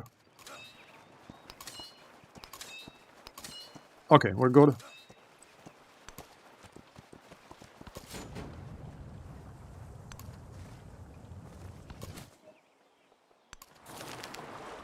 Oh yeah, this was another basically goodie hut. I think I'll actually take gold. Okay, I'll take gold, because I have a feeling we'll need it. It would be good to grab at least like 1 ballista. There's another legacy milestone, because we finished integrating the city. Yeah, the city-states you are a suzerain of do not count towards the legacy path until you actually integrate them. This legacy path over here. How are we doing right now? We're doing pretty well. We're working towards some other goals. 2 wonders should be pretty easy to build, so we'll probably get either the first one or the second. Building 7 wonders is like a significantly bigger commitment, but you can build 2 wonders or 4 wonders pretty easily. 1 more codex to get this one here. 2 more resources to get the next economic legacy point.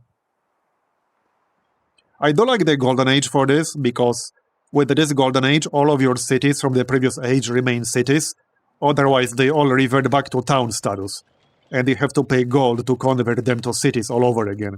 Which can be expensive.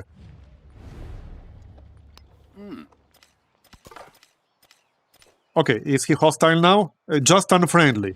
He needs to be hostile specifically. Yep, but he should be soon. Denunciations are still active. And then we could just declare war ourselves. That's kind of, sort of the plan? Sure is. Don't know if this army is enough, but I can always bring more.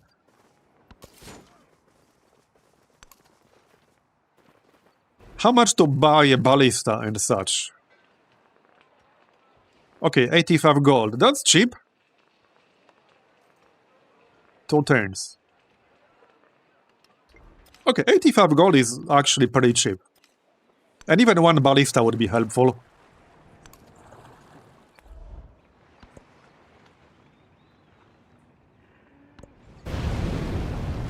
It's only easier to move past the mountains. You cannot attack with your units that are packed on a commander. You have to unpack them first, and only then you can actually use them in combat. So packing them is only really helpful when you're moving your entire army.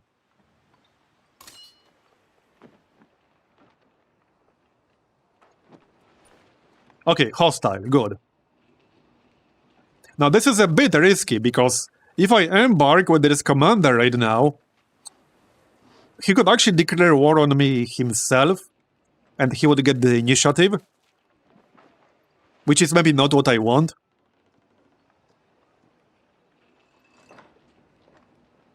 It is a little bit awkward. What I need to do is get them both here. And then unpack. It's a little bit risky. It's actually a bit risky, because if I disembark over here and then embark the other commander, he could actually kill them fairly easily if he declared war right away. He could actually do that. Like, this is not super safe to do. I could deploy them while I'm embarked, so I could do that. That's probably a better way to handle this. Okay, that's a much better way to handle this. Because then I can still disembark with the commander, with 2 units attached to him. Yeah, that's a much better way to do it. Significantly better.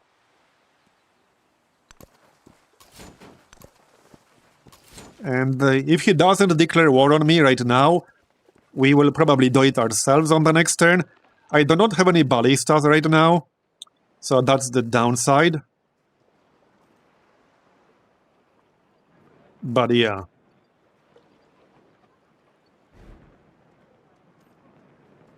Now, as much as I wanted to finish this, I wanted to get some units. We could also get the drills. Okay, let's get the drills.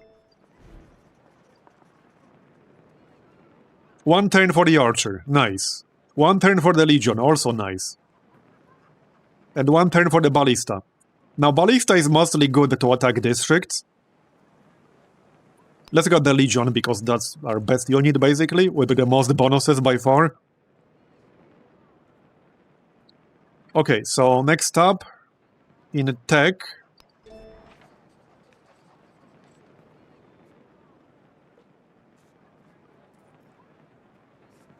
I guess military training. This unlocks unit flanking.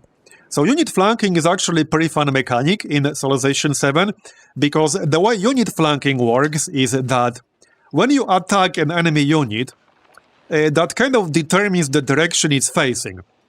When you attack a unit for the first time on that turn, and then you can use another unit to attack him from behind, from the flank, and the more you're flanking him, the greater the bonus will be.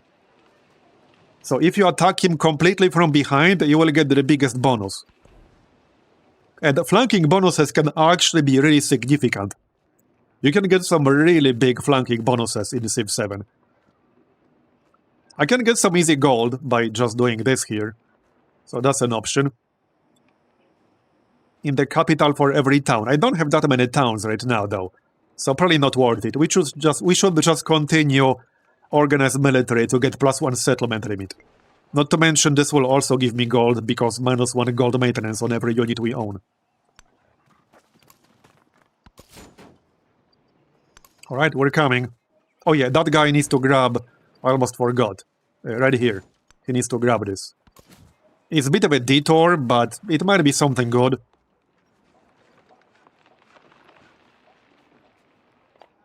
Okay, let's see if he actually declared war on me here. If the AI is smart-ish... Well, okay, to be fair, it depends on how many units he has inside the Fog of War. But the smart move would be to declare war on me in this situation. And he actually did. Okay, he actually did. There you go. So now we can spend some influence to support ourselves. To add war support, which is basically direct combat bonus. But this is, yes, see, we did the best thing possible in that situation, because I disembarked my legions before disembarking with the commander. That way the commander is protected by the legion. Not that he actually attacked me.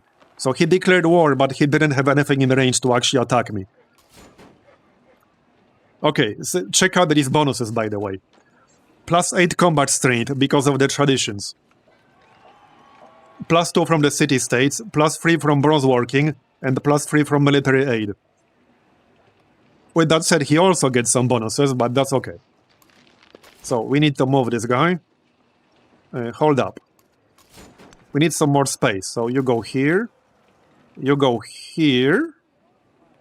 Because I need space to disembark more units. You go here. You go here. Then we can disembark with the other commander, like so. Now, I am like a little bit cornered here, so I need to be careful. Now, this is a navigable river, which means if I disembark here, I will be embarked, which is not necessarily what I want. One thing we can do right now is get temporary fortifications. These are really good, so I will definitely do that. Yep. Okay, that's good.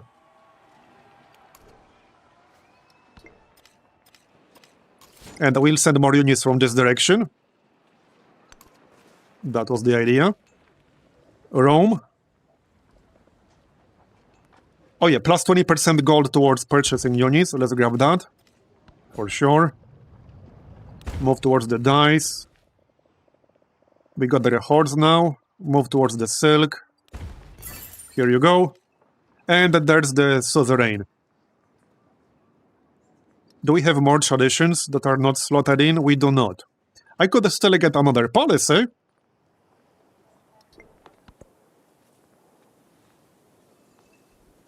I might just unlock the megalith. Megalith is not bad, and it's an ageless improvement, so we'll get to keep it in future ages. Yeah, let's get the megalith. There is another world, and we got mysticism. but it is in this one. This here is actually a pretty nice wonder if you have a city with a lot of tropical terrain. You can get some really nice happiness and science out of this. And AI does not seem to build this very often.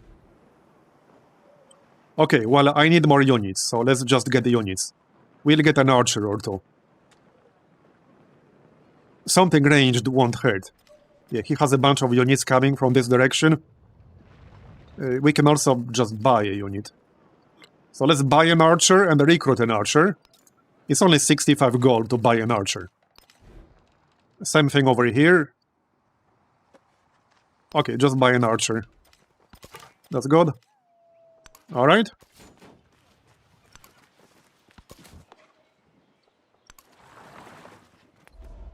Let's see then.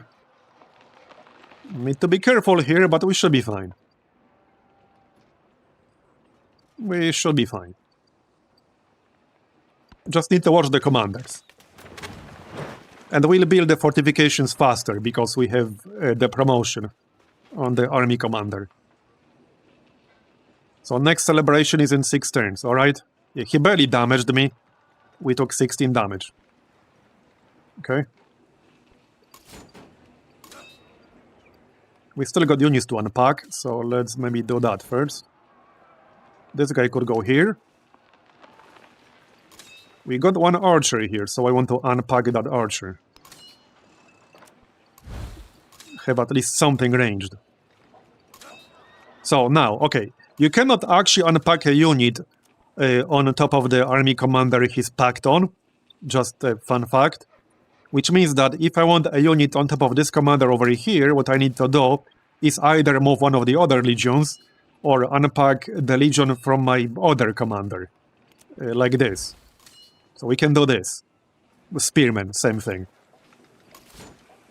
So then I can move this guy and unpack my last legion. Yep. Let's do that then. Okay, let's do that. There. Okay, everything is unpacked. And we got more coming from the west.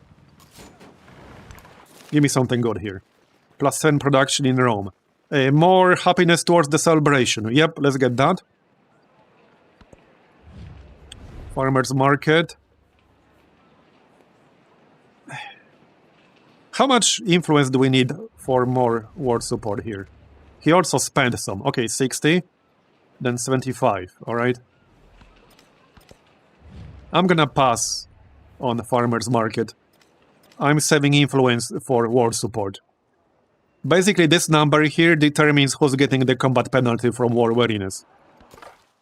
If your war support is higher, he's getting the penalty. If his war support is higher, you're getting the penalty. And you spend influence to increase war support. You can increase it anytime you want. Not just at the start of the war, like anytime you want. So that makes influence A pretty important war resource. Okay, one guy is coming here, but that's okay. Alright. Let's see how this goes. So...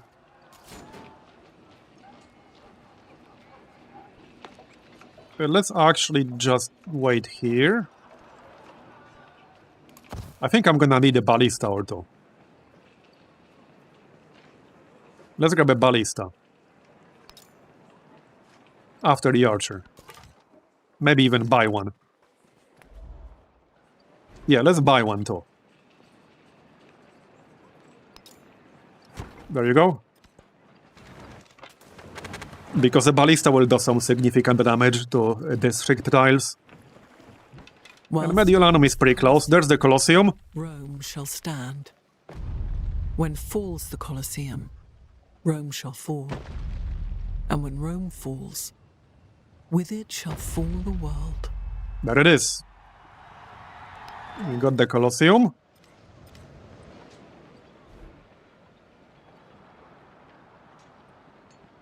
I could get some cavalry over here, but I could just focus on buildings. A villa would be nice for that influence. Let's go with the villa. We're still gonna need the influence. We're at 59% and not that close to the next age yet. Okay, to unlock Majapahit, which I talked about at the start of the stream, you need to improve 3 pearls or have 3 naval trade routes. So this one's actually kind of tricky to unlock. That's not what we'll be playing in Exploration Age, I was just checking. But yes, Spain, reconquer a lost settlement. That's probably like the trickiest unlock in the whole game. Because you can't really do that like by accident, you almost have to deliberately lose a city to get Spain. So yeah. Okay, let's keep moving.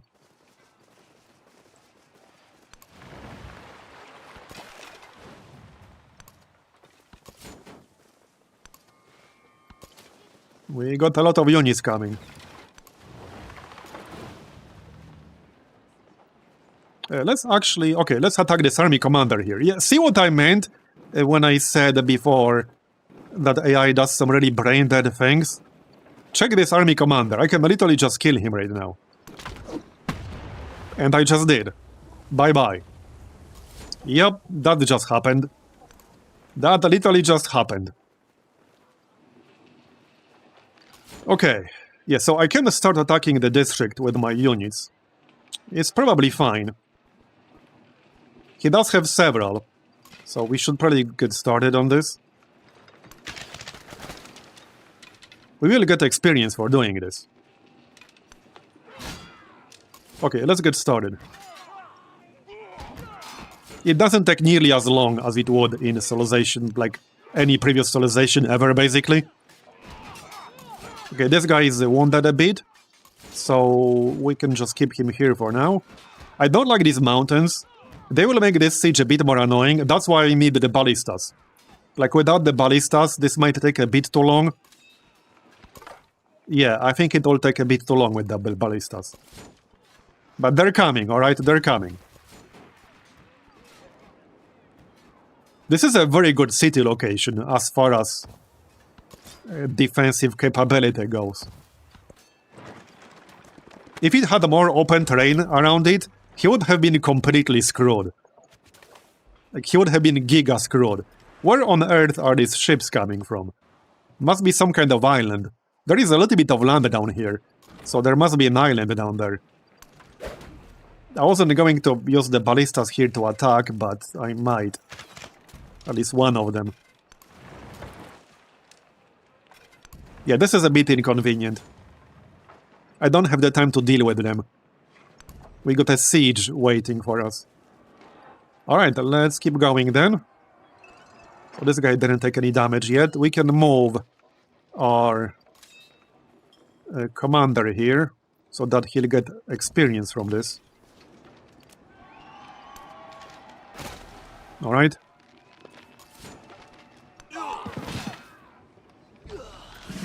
And that's a promotion.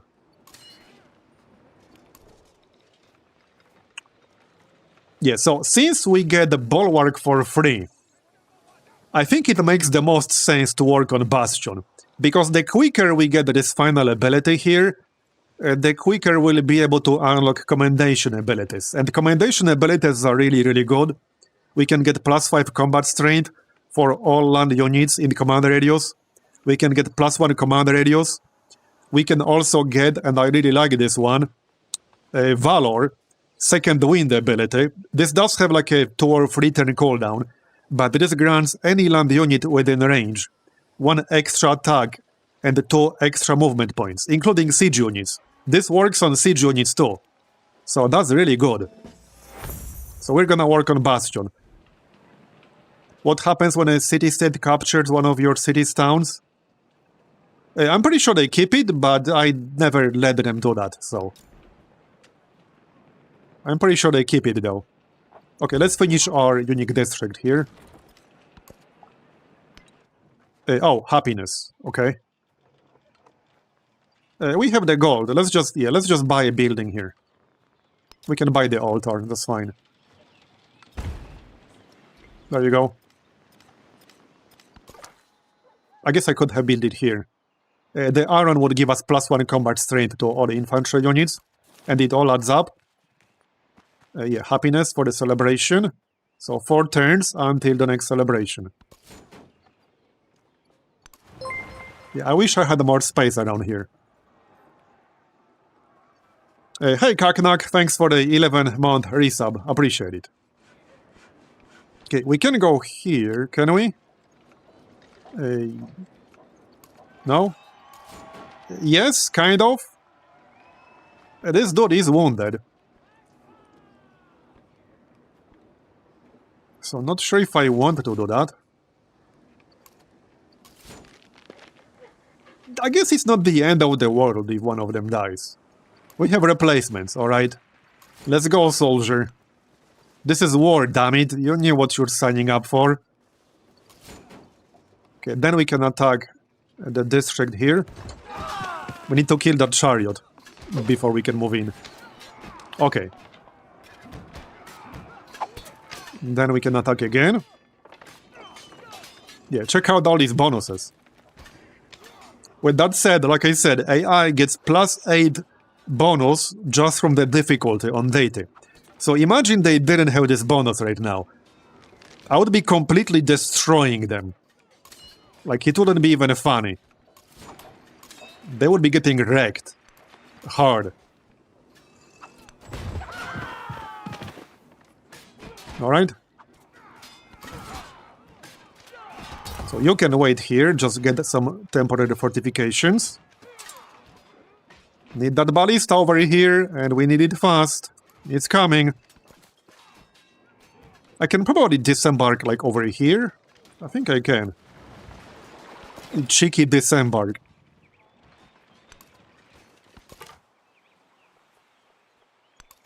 Yeah, 1480 BC amphibious attack. Alright, let's go. Let's check our cities really quick. Okay, happiness looks mostly fine. Let's support ourselves.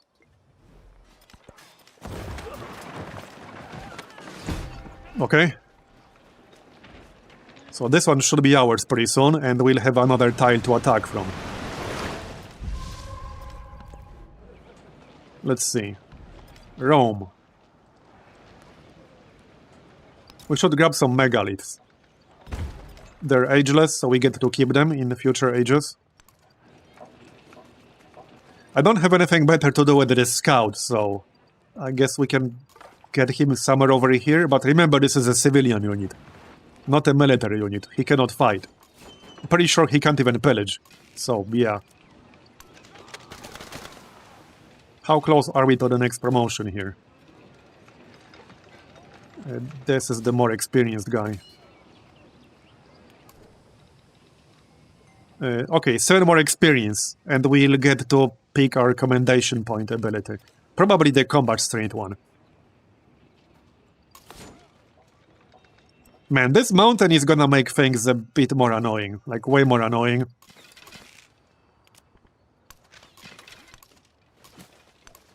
Way, way more annoying.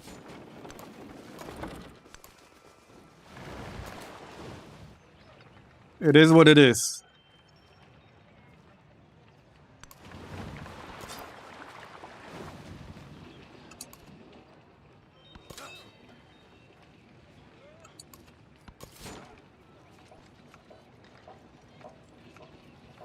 Okay, I don't think I want to attack just yet. Okay, I could kill this chariot on this turn, but I will take a lot of damage if I do that.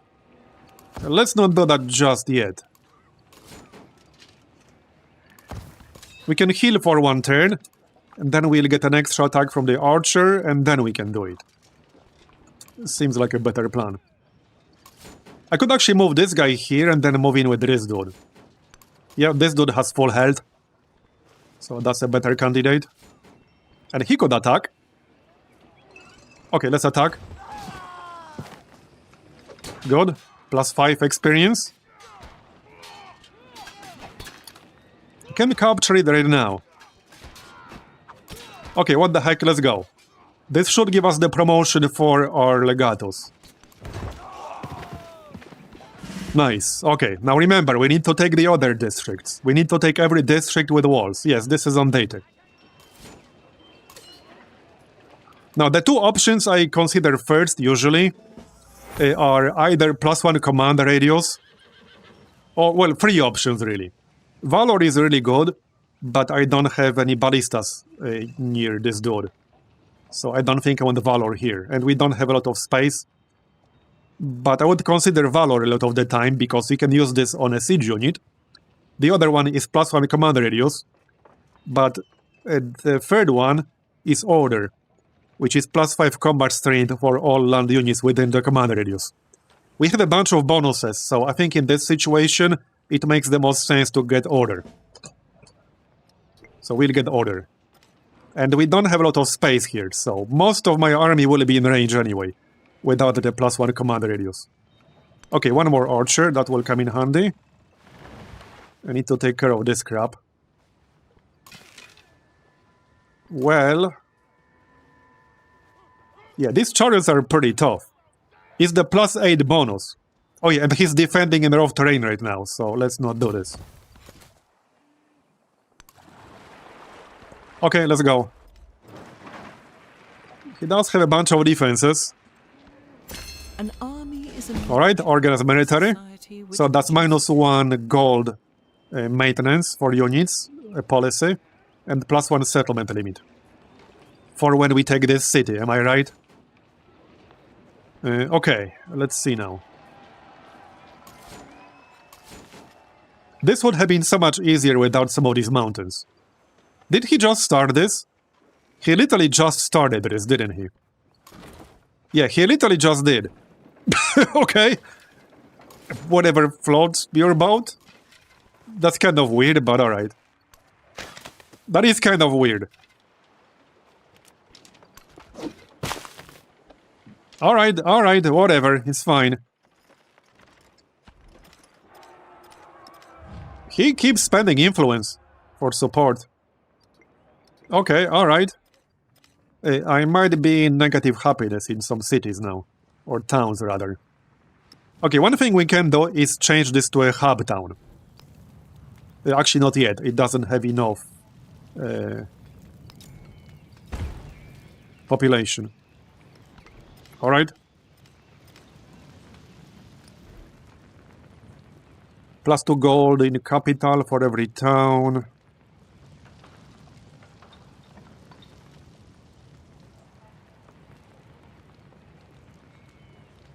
Emily Bell is actually in good wonder, but I'm not sure if anyone built it yet. It unlocks a special endeavor that can give you more food.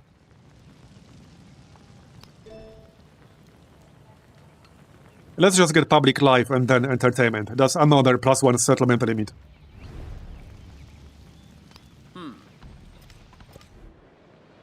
Alright. Back to Rome. I think I'll just grab some more units. We could actually grab another legatos in Rome, because when it transitions to exploration age, we'll only get to keep as many units as we have space on our army commanders. So the more army commanders you have, the more units you'll be able to like bring over to the next age, which is quite helpful. Alright. Oh, this district doesn't have a wall. It kind of looked that way, but it doesn't. Okay, alright. So there's a bit more space than I thought. Okay, I think I'll move out with this guy. And move in with something else. Like this spearman. He has full health. Okay. I don't think we can target this right now. Nope. Why not? Is this not flat? It's vegetated. So apparently we can't shoot over a step. Well, that's a bit weird, but alright. We can shoot this one. Still some experience. Do I go here? I'll probably die if I go here. That unprotected army commander is kind of juicy, but I don't have enough damage to kill him right now. Yeah, I don't have enough damage to kill him. Okay, let's move in anyway, because I wanted to move up with the archer, and I want him to be protected, and then we can shoot some of these guys in the back. I wanted to try killing this commander, so we could start shooting the commander. We might be able to kill him later. There's a good chance. Okay. I don't think I want to move now. Nope, we're good. So I still need to take 3 more districts here to actually conquer this city. Which might take some time, but we do have ballistas coming. Hopefully they will help. They will help. I just need to get them into position. Alright. Let's go! And we need to watch our happiness. Okay, this chariot is almost dead. That's good, because he was getting on my nerves. Oh no! And the volcano blew up. It's fine, though. It didn't really affect the city. Too much. He keeps spending influence here for war support. And now I need 90. And I don't have 90. So we might want to hurry up with this.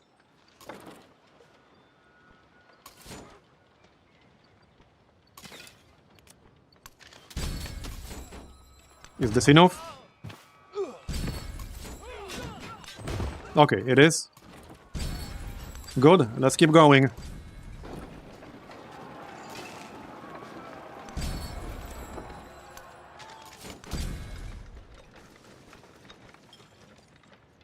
Okay. So, disembark. Yeah, this district will be a bit easier to take first. So I think we'll take this one first.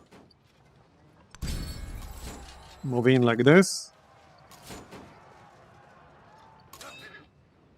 Yeah, now I need to either move this dude or move my commander. I could have the commander on this district, which should be safe.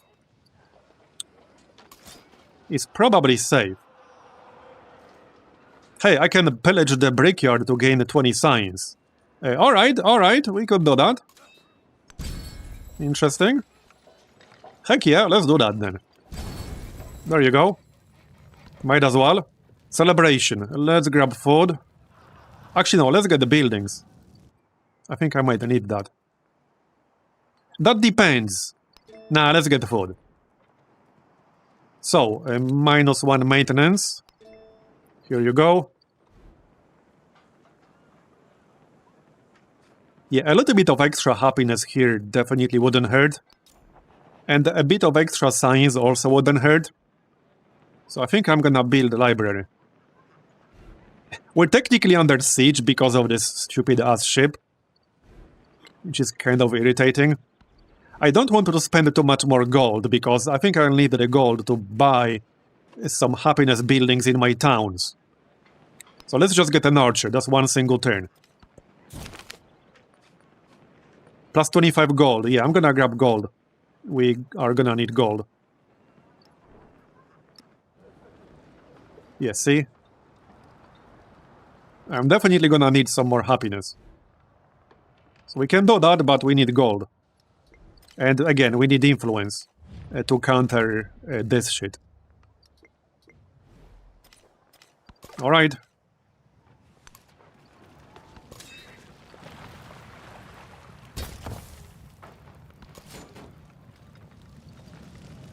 So wait, does he even have more cities or just these two?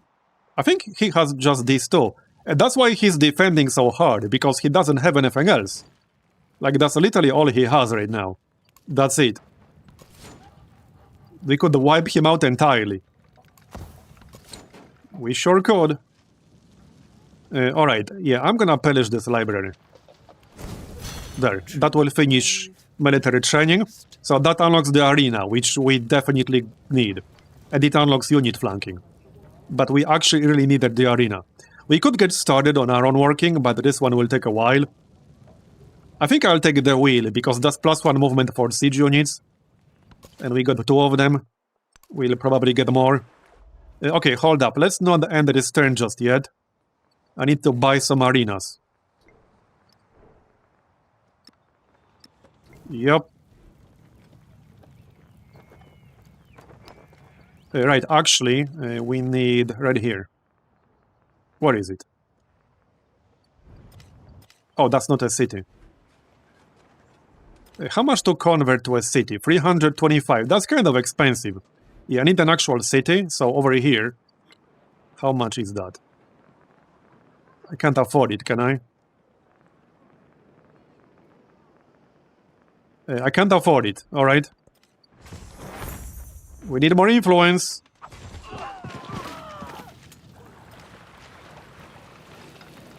Okay, he's going hard. He almost killed my spearman. That was pretty close. Okay, that was actually pretty close. Alright, let's grab a silk. Then we can swap our resources around a little bit. I think I have some unnecessary happiness resources somewhere.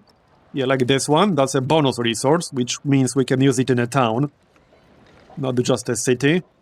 A wall also works, but yeah, this city needs. That's an actual city, so this one can get an arena. 8 turns though. That might be a bit long.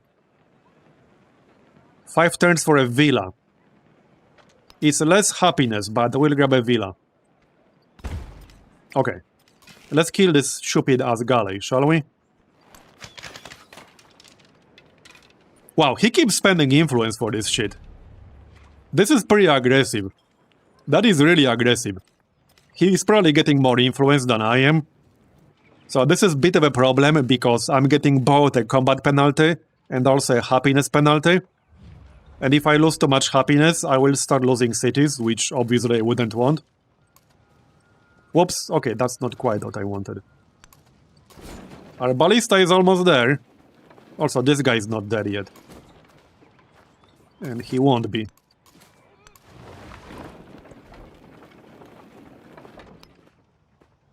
Right, I can swap some cities to trade outpost, which means we'll get some extra happiness. So I think I'm gonna do that.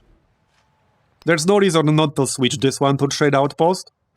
So that's a +6 happiness right there.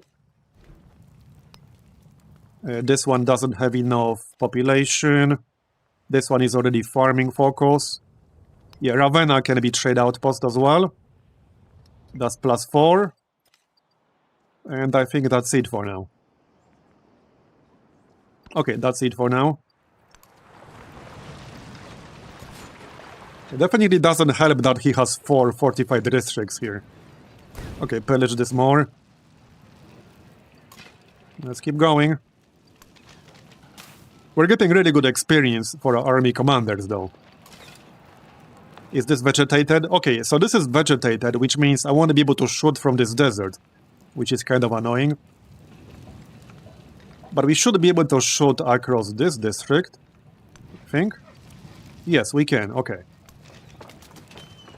That's good. We might not actually capture this city, by the way. Yeah. There's a good chance I won't have enough time to do that.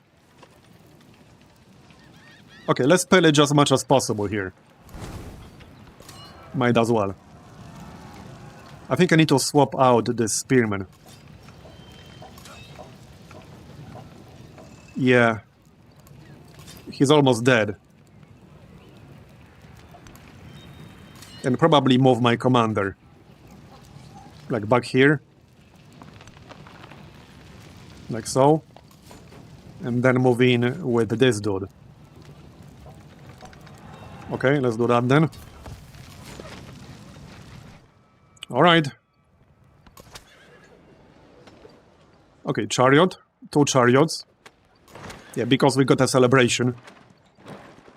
Not super useful when you have all these mountains and lakes around his capital.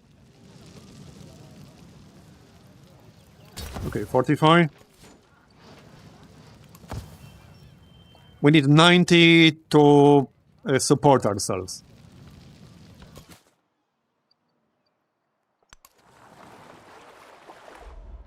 Okay, we still have some gold to spend. So I could get an altar, that's 148.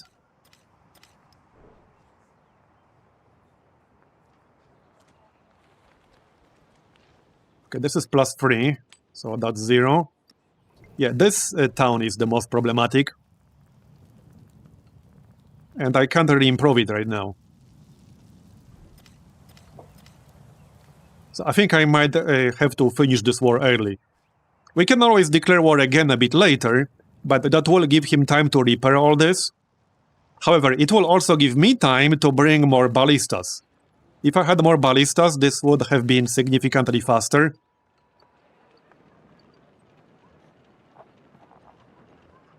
Does the camel affect on resource slots in a city stack? Yes, it does. If you have 3 camels in one city, you will have a shit ton of resource slots.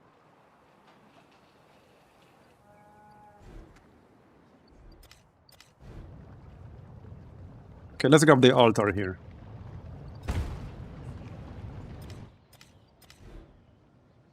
Okay, that's good.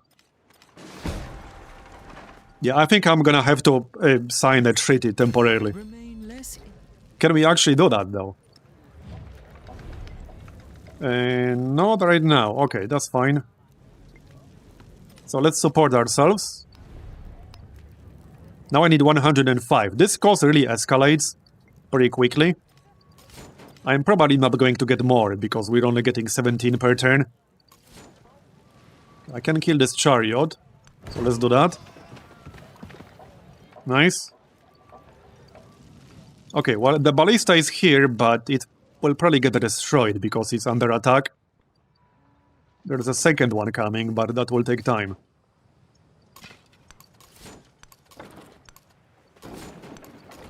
I can still attack, but like this is not a district. Let's go here.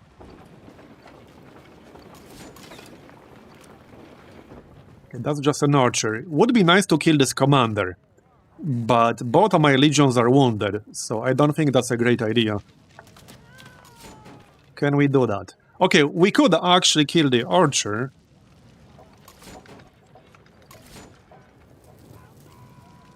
Alright, let's go.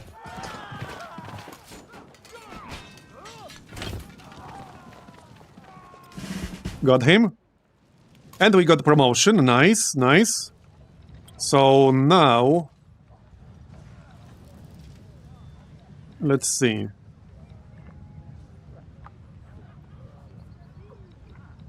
We could start assault. I don't know if they fixed initiative, because this was bugged a lot of the time when I used it. This is supposed to allow you to move the units after unpacking, but a lot of the time it does not work. Assault in general is a good line, though. So I think I might go for assault. Let's go assault, then.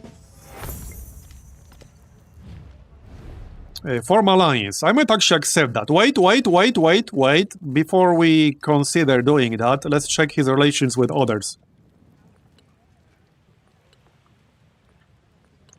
Wait, does he not have relations with others? Did he really not make contact with them? What? That's kind of weird. Because I don't want him to drag me into a war with Batuta.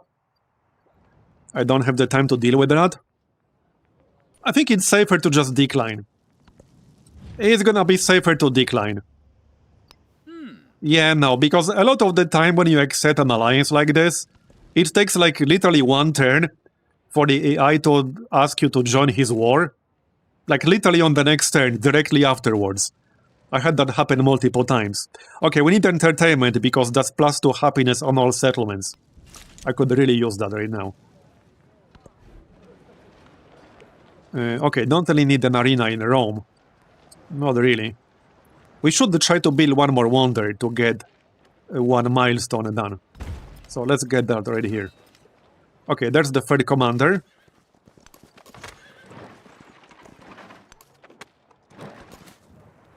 Okay. Yeah, I just want to get rid of the scout, so I'm gonna use him here as bait, basically.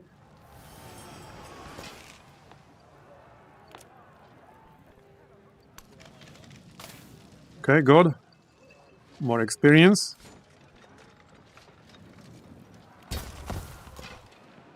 Alright.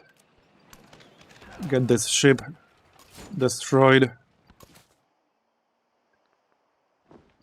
You know what's funny? I can't even disband this scout right now. I need to move him. Okay, milestone complete, very nice. Even a great carpenter does And we not got some find challenge his- apparently. Oh yeah, that was the codex one, right. Wall is +2 happiness, so let's claim this. I don't really have a lot of cavalry units, so I don't care about horses all that much. We need 105 influence to increase our war support again. Plus on happiness buildings. I think I'm gonna grab that. Yeah, I'm gonna grab that. It's also +3 combat strength for ranged and siege units. So that's useful.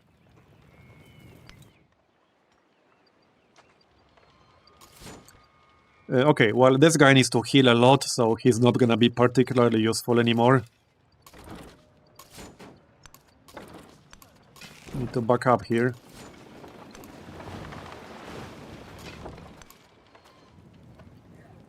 I'm mostly worried about the happiness here. This is what makes Ashoka so good, because you can get a shit ton of happiness as him, and not really worry about this too much. Check out my Giga Cut on YouTube. I was getting over 1000 excess happiness at one point. I know like this is without context because people haven't seen much of Civ 7, but there is a lot of extra happiness. Just saying. I think I'm gonna have to back up out of this. Okay, he would accept this. I might actually accept this because I need to regroup. Yeah, I'm actually gonna accept this. We can still attack for some more experience. Might as well. +5. Yeah, I'm actually gonna accept this. We can always declare war again. But I need to bring more siege units, and we need to stabilize our happiness situation. It's too risky staying at war right now. So let's just accept this. For now. He'll still be hostile, so... Okay. We got a very good experience for our army commanders from this, so it was still good. I think we're still slightly in the negatives in at least one settlement. No, we're not. Okay, we're not. So see how much war can hurt your happiness? You really need to keep an eye on it. And that's what makes happiness civilization so good for war. You don't really have to worry about it so much. Okay, let's go heal up. And we'll bring more siege units next time.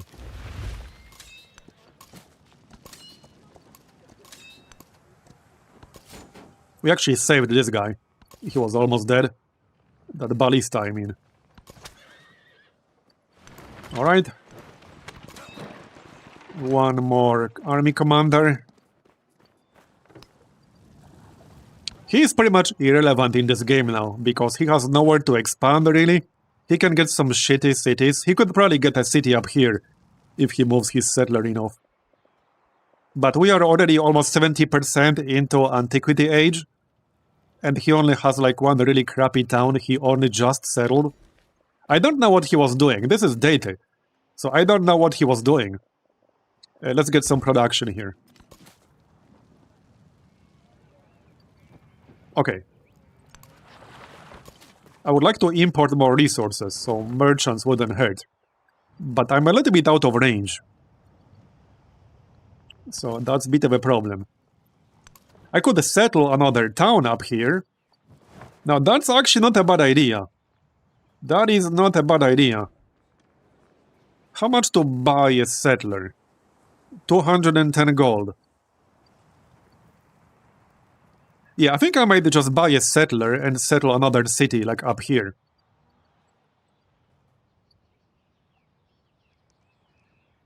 There are a lot of nice resources up here. And we would also be close enough to Palataliputra to send a trader out. If I wanted to be really cheeky, I could go all the way over here and settle these camels. But that's a bit risky, because if he goes to war with me, I would have to send reinforcements basically across the entire continent.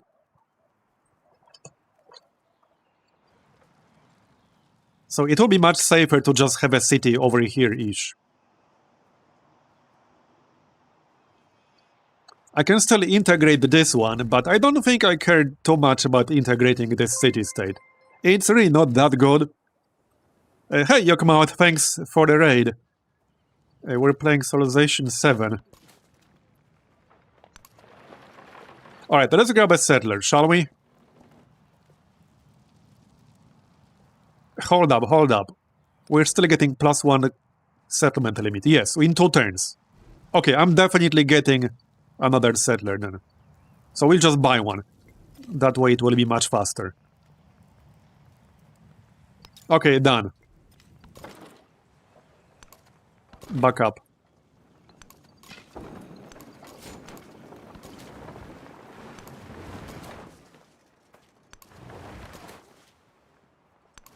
Alright, that was still a pretty good war for us. The experience on the commanders will be very valuable later on. Now what we could do is try to get another commendation point on our army commander here, and then get +1 command radius range. That way everything within 2 tiles of him would get +5 combat strength bonus. And that is significant. Okay, where do we want to settle? Okay, I could have a really cheeky town to the east over here-ish. We can still get the camels here. You know what? I think I'm gonna do that. Yeah, we can literally grab these camels over here. And also block his expansion. Heck yeah. Oh, heck yeah. We'll also get the horses. And we will be getting a lot of free cavalry because of our leader, so I'm gonna do that. Yeah, I don't think I'm gonna support this. Yeah. So here's the problem with accepting this. If I accept this, this will give us a bonus to our relations. And if we move out of hostile territory, that means I will no longer be able to declare formal war. I will have to declare surprise war. So I think I might reject this one. If we want to go to war with him again, and we do. So I'm actually gonna reject this one. Because I don't want to improve my relations with him. I want the exact opposite. We're just regrouping right now, alright? That's all we're doing.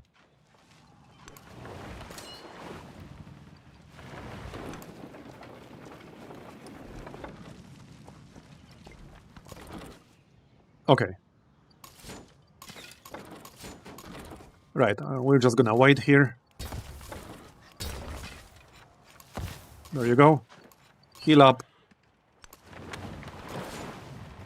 This would have been so much easier if the city was more in the open. All these mountains and lakes have really made this harder than it should have been. But it's fine. We can still do it. Not sure if we'll do it in this age, but we'll see about that. Okay, why the heck can I not delete this guy? I think I need to heal him first. It's a bit weird.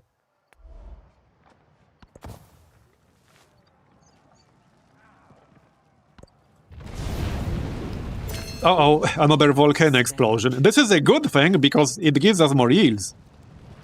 I just need to repair these tiles. But this is a good thing. We want that to happen. And it doesn't affect the city at all, which is kind of weird. You can settle a city right next to the volcano, then the volcano blows up and nothing really happens. You don't lose population like you do in Civ 6. Basically, nothing really happens. So, yeah. Let's just grab this. It's more gold, and just a single turn. Okay, I could use some more science, really, so let's grab the library. Our science is kind of low, I haven't prioritized it. How are the milestones doing? So we are working on one more wonder, right? Yes? In 2 turns? Okay, go get the camels, thank you. Not to mention, I'll be able to have my border over here and heal my units a bit faster. So that's useful too.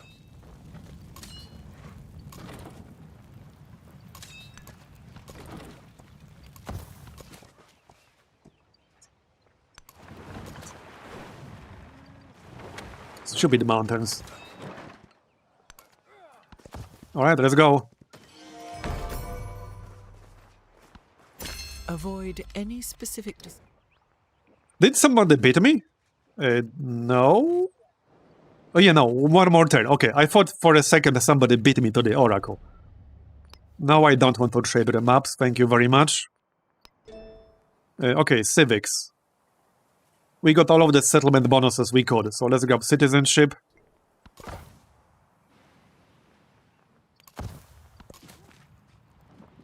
Okay, here. And the river would also be fine. A bit more of the coast is probably more useful. There's gonna be overlap.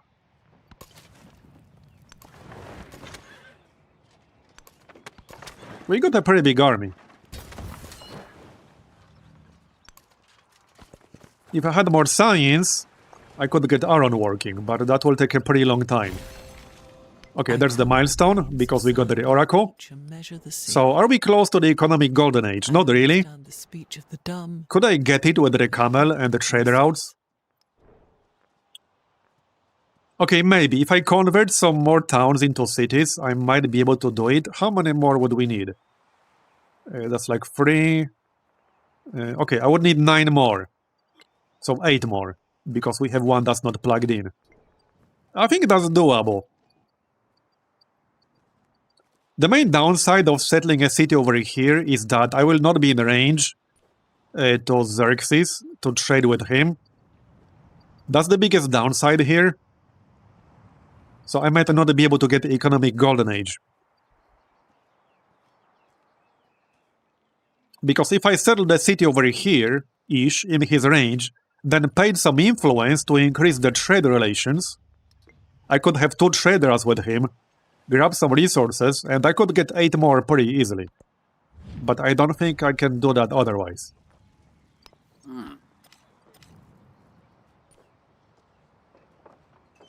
Yeah, probably not.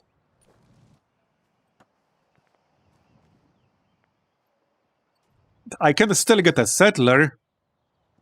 If we focus on getting economic golden age, I probably won't be declaring this war. I'm not sure about that. It's a tough one. Okay, one more settler. Maybe we can still do it.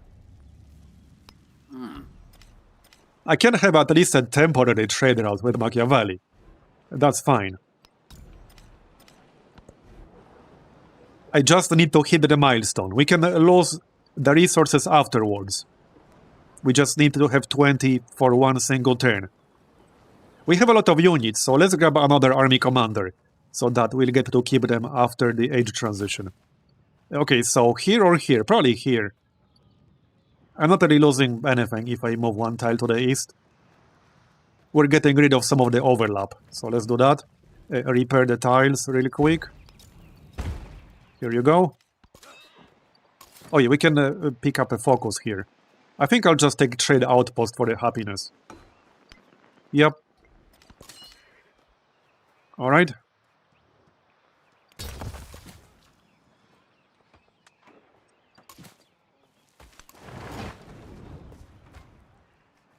That's fine. It's getting crowded around here. But see how easy this would have been if the city was more in the open? It would have been way easier. Okay, +1 happiness on happiness buildings, that will help. And the +1 codex. We're probably are we behind? Okay, no, we're doing more than fine right now. You see, here's one of the problems with the AI that I noticed. It's not that good at actually pursuing these legacy paths. Because I had some AIs with some really massive yields before, especially if they played some of the more overpowered civilizations. But they weren't really able to translate these yields into actual legacy path points very effectively. So, I don't know.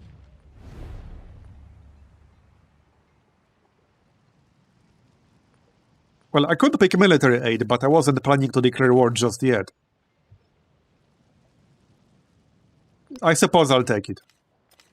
It's only 30 influence. So let's get started on iron working. I could still... Okay, how many codices do we need for the next milestone? Only one more. So I could secure that right away by just getting currency too. Yeah, let's just get currency too. It won't hurt. Alright, so this will be the town. I could still move one tile east. Not much point doing that, this is fine. Okay, this is fine. And we unlock Songhai, alright. 3 settlements with at least one navigable river tile each. Okay. Sounds good to me. Okay. Pug this guy.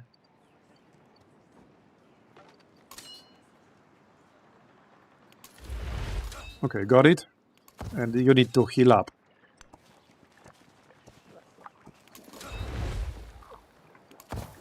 Okay.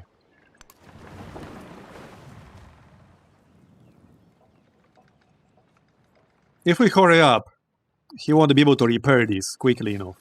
We'll see. Okay. There shouldn't be anything hostile to the north, so the settlers shouldn't really need an escort.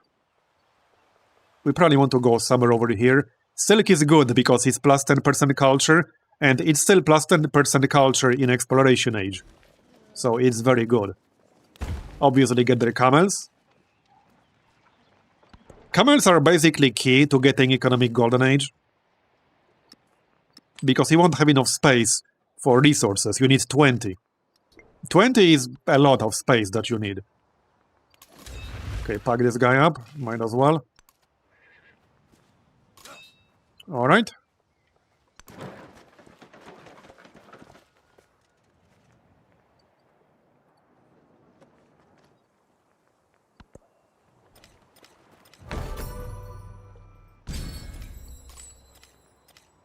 Okay, I am in the range of Pataliputra. Okay. Let's go to Athenai first, though. This is just temporary. Even if we go to war with him, it's still useful. And grab another merchant here. So we can get economic golden age. Oh yeah, because I switched to trade outpost. To extend the trade out. I only really did that for happiness. But the trade out bonus is useful too. Obviously. A shame we don't have more traditions, because I could get an even bigger combat bonus. But alas, we'll get happiness in all settlements. Alright, alright. Let's see now. Let's grab that megalith, because that will stay in the next age. get rid of that scout. I don't need him anymore.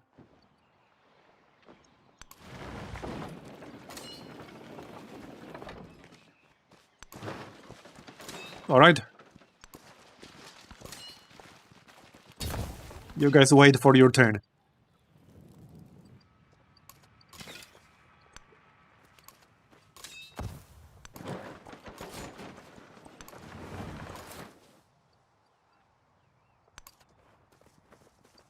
How much can we grab?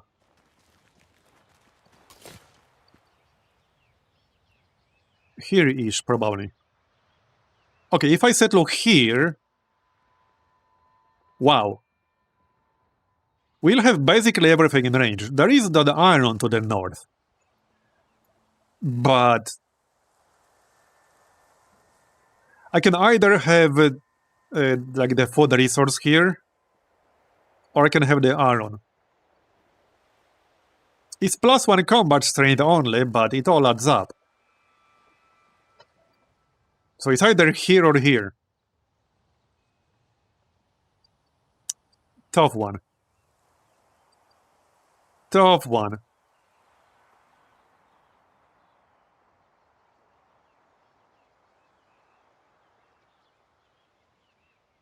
+4 food to any other city. Yeah, okay, that's a tough one. I could still get this camel if I want to be really cheeky. But that city would be hard to defend if we end up fighting.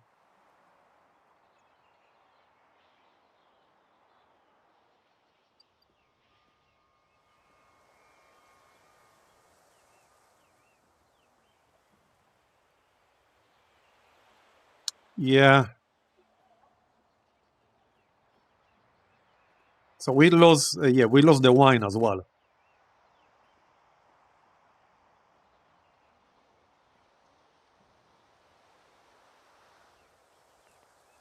We'll see. I'm leaning towards the iron, but we'll see.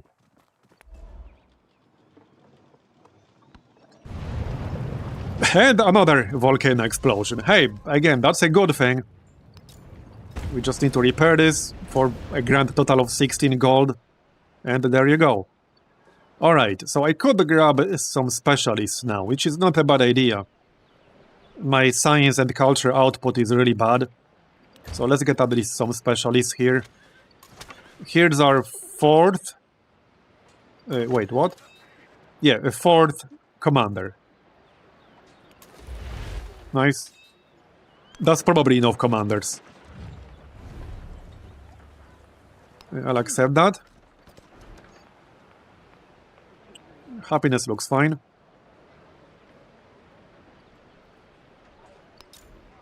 Yeah, let's grab another megalith, since that's ageless. You guys just wait. So right now I'm trying to get the economic golden age before we declare war again. The downside is that I might not have enough time to capture this city. But even if we don't have enough time to capture the city, we can still farm some experience on our army commanders. You can't really go wrong with that. Yeah, so we want to go to Pataliputra. That's 6 turns. And we could unlock iron working. If I really hurry up, it might be doable. But yeah, we'll see. Anyway, I need a quick break to use the bathroom. Be right back. Alright, I'm back. And by the way, a much better leader for this would have been Lafayette, because he's pretty much broken as Rome. Because you can get even more combat strength for every tradition. And we already get +2 strength on every legion for each tradition, so with this we would get +3. And then there's a memento where you can get even more. So he's pretty much busted. If anyone wants like a really good combo when you start playing yourself for an aggressive game, in Antiquity Age especially, just play Lafayette as Rome.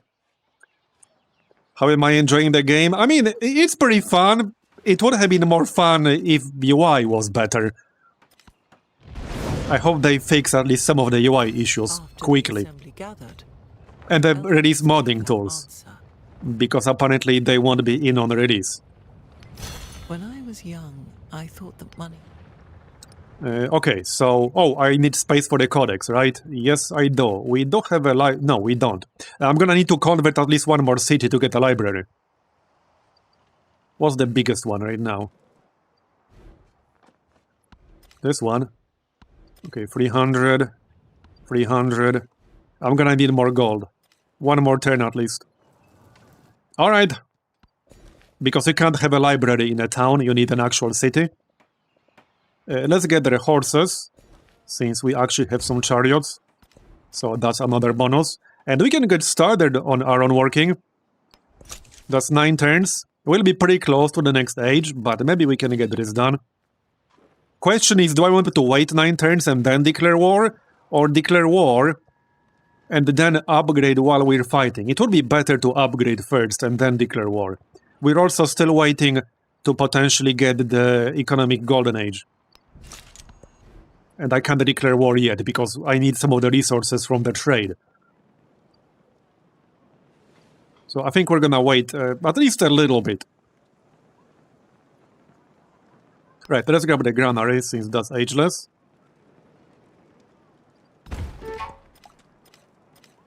Yeah, I'm aware. So one more turn and we'll have to convert one town into a city. And get the library. Okay, well, it's time to decide soon. But I'm leaning towards the iron. More bonuses is never a bad thing. Still, it's kind of a tough one.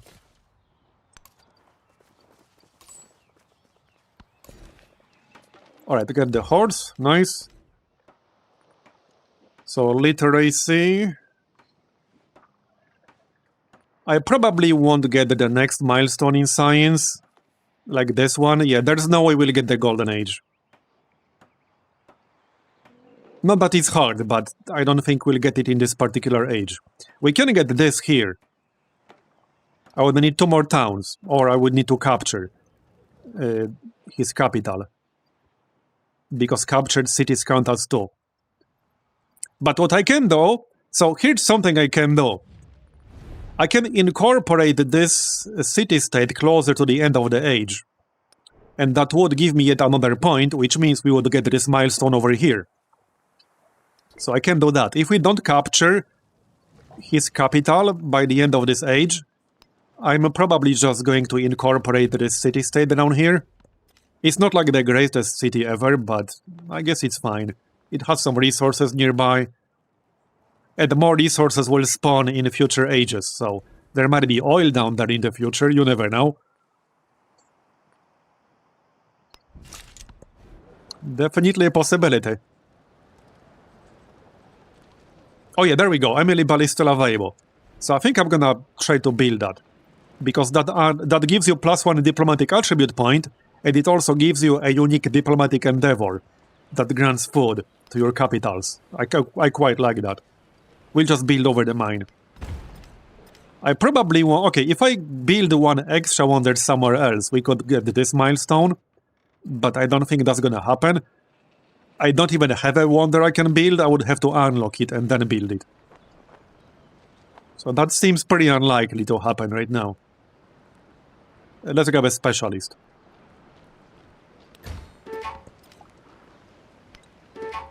Yeah, I'm aware we have surplus influence. We can do research collaboration. I can do military aid, but I have no need for that just yet. Alright. So, if I'm actually going to wait for iron working, we should go back into our territory. You know, to be able to upgrade. So, let's do that. That will be a significant boost in army strength.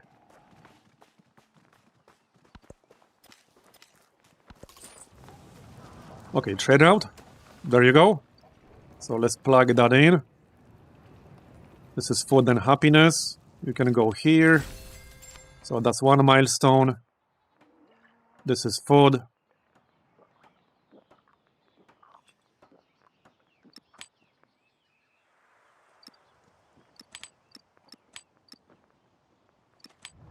Okay, there you go.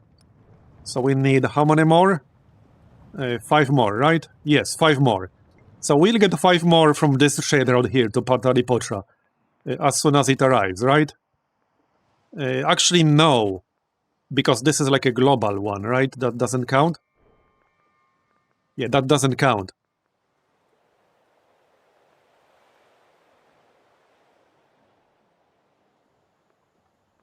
So I might need one more trader out.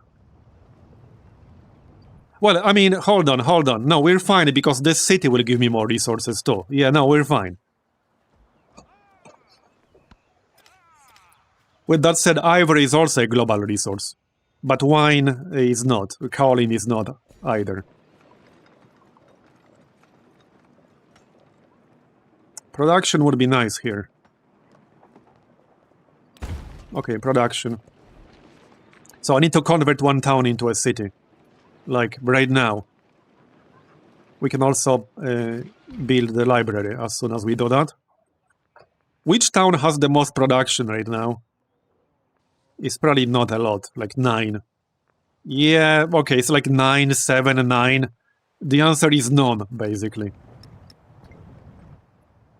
Ravenna probably makes the most sense, because it's the closest to the other AIs right now. So I think it's gonna be Ravenna. 300 gold. Okay, Ravenna. Yep. And then we need the library right away. Because I need that for the codices. We're just gonna build it the regular way. And then we can also get our unique quarter in Ravenna, if we have the time. Which we should.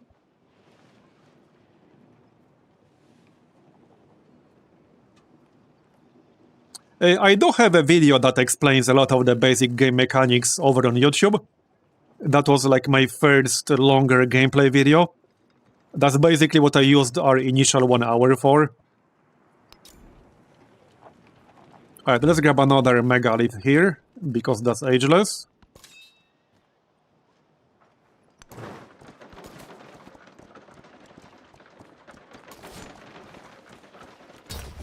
So 6 more turns and we'll get our unit upgrades. I'll just need the gold to upgrade all of them. Woot. Hey, 9 down 9. Thanks for the 2-year resub. Appreciate it.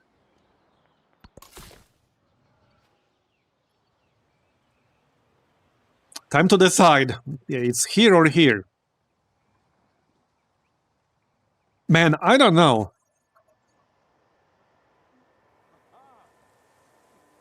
I'm having some second thoughts.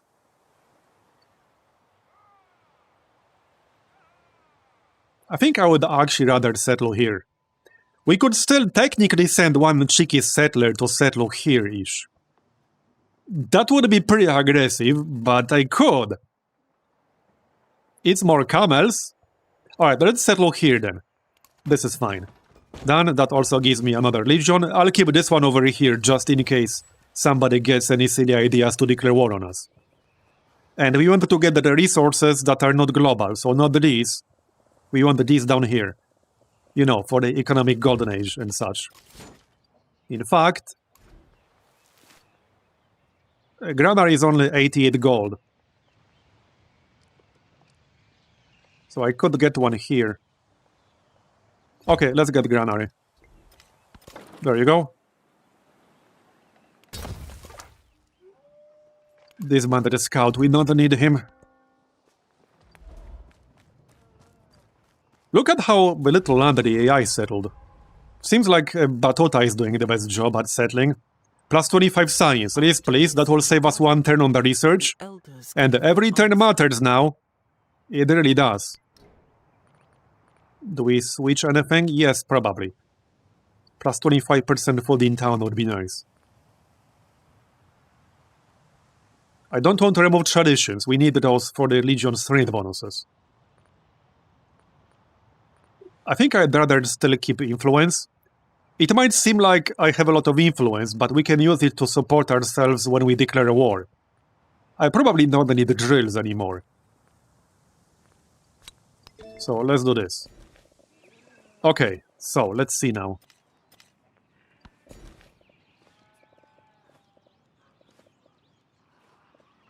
Just grab food and happiness.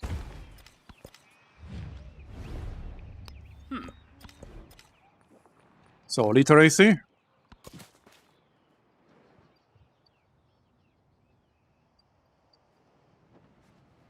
Four more turns, right?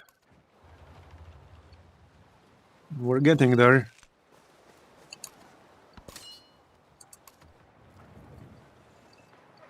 He hasn't even repaired these districts. Yeah. Silly AI. I think we can probably do it. It might be close. Because it's not just my actions that can increase this age progress, it's also the stuff AI is doing. If they start researching future tech, future civic, that will be a large boost to age progress for everyone, so we might like run out of time. And I got 4 districts that I would have to capture here, 5 even. So I don't think this is gonna be enough time. We're gonna run out of time to do this, I'm pretty sure. But oh well. We still got good experience out of it, so it's fine. We can get the economic golden age though. At least I'm 99% sure that we will get it. Okay, food. A bit of culture is fine. We do have a bunch of specialists now. A production towards culture buildings might actually be useful still.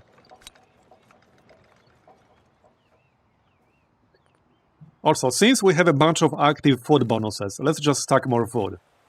It's not a lot, but it all adds up, especially with percentage bonuses. Alright, back to Mediolanum. We can still grab a megalith. Again, it's ageless, so we get to save that in the next age. So, how many is this? Like 17? Okay, we need 4 more. It's coming. I'm basically waiting for this trader to arrive. We can pop it on the next turn.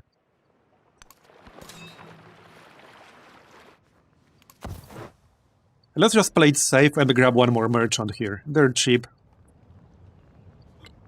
We can send the merchant to Batuta. I don't want to miss out on the economic golden age by like 1 resource. That would be really, really bad.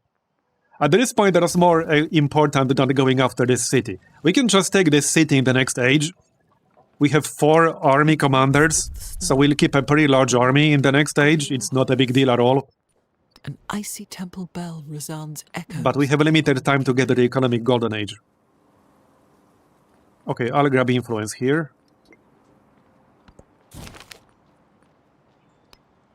If we could build one more wonder, we could get another milestone, but I would have to unlock a wonder nobody has built yet. So that might not actually happen. Yeah, that might not happen. Okay, hold up. Let's grab a saw pit here, or a brickyard, doesn't matter. And then we can get the resource. There you go. Plug it in. Okay, we're almost there. For the golden age. Probably not much point getting this garden anymore, it's not ageless. And I could run like a research initiative or a cultural initiative, I could definitely do that. Heck, I could still get another army commander. Because you save all of your army commanders in the next age. So it's actually not a terrible idea. It's actually not a bad idea. We can get a 5th one. That way we should be able to keep basically our entire army in the next age.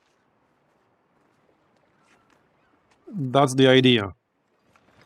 Yeah, let's get more units then. At least 1 or 2 more ballistas. Alright then.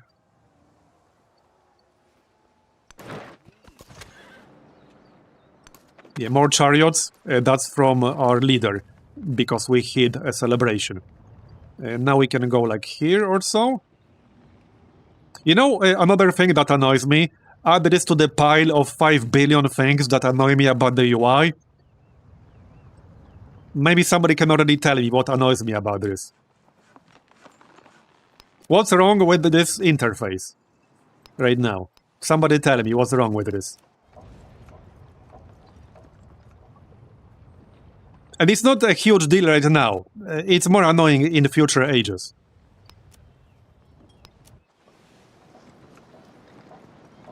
So you see where the minimap is? It's completely covered by this panel.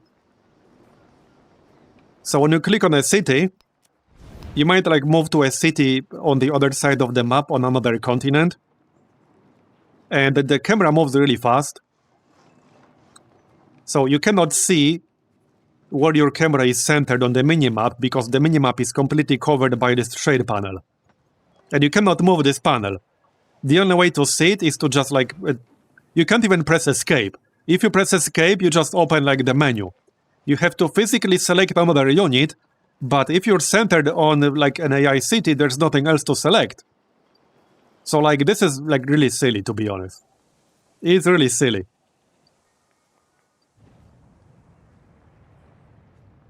It's silly. Okay, well, Samarkand. Yeah, let's just go Samarkand. This won't give me anything I can plug in, though. This is just one resource, but let's go for this one. That's an actual resource that we can use in the city. Is this enough? Okay, no, this is enough. Okay, we're good, we're good, we're good. There we go, done. Whoops. There, done. And now we're at 91%, but we got the economic golden age. So with economic golden age, we'll be able to pick up Silk Road's golden age, and that way all of our cities from the previous age will remain cities. Probably one of the best options here. It saves you a lot of gold at the start of the next age, gives you a nice momentum at the start of the next age. It's a really, really good one. So now, okay, now what I could do, if I wanted to get this military milestone, I can do two things. I can just buy a settler, send him here and settle here, but I could also integrate this city down here. I will be one city over my limit, which I should be able to handle. Let's check. Yeah, we can handle that, no problem. Because that's -5 in every single city. But we are more than fine on happiness. Yeah, it's pretty bad placement, so sending a settler would be a better option. However, I can't get a settler in this town because he's too small. And this might not be enough time, because if I don't actually start this city by the time the age ends, I will miss out on this legacy point. And this is actually a very good one, because this unlocks an option for +2 settlement limit, as you can see. So this is really worth getting in Antiquity age. I would go even further and say that like this is a better one to get. I care more about this one than about the military golden age, to be honest. Because +2 settlement limit is big. This is 100% worth getting. And you don't even have to conquer anything to get this. So, since I don't know what else AI might do, I will start integrating this. I need 5 turns to actually do this. So as a backup plan, we could still grab a settler somewhere. Because like I said, if I don't get the city going, I will miss out on +2 settlement limit. For the next age. Oh, actually I don't have enough money right now, fair enough. Okay, fair enough. Hopefully we don't have 5 turns available. Because if not, that's a bit problematic. Yeah, I hope we do.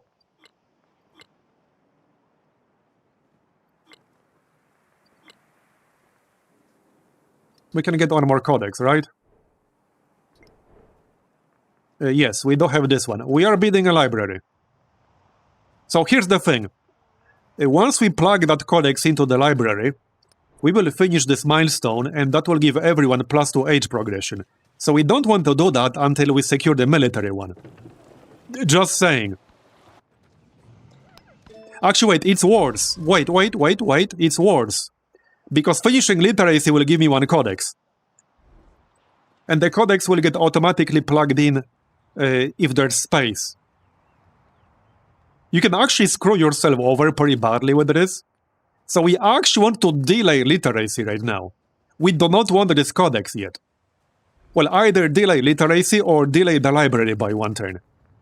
Yeah, we actually want to delay the library by 1 turn. Yep, let's do that. Can we get our unique district here? I can buy one, but I think we might want to build one. I don't know if we have enough time, but... man. Okay, I'm just gonna buy both, because we can afford it. Yeah, we can afford it.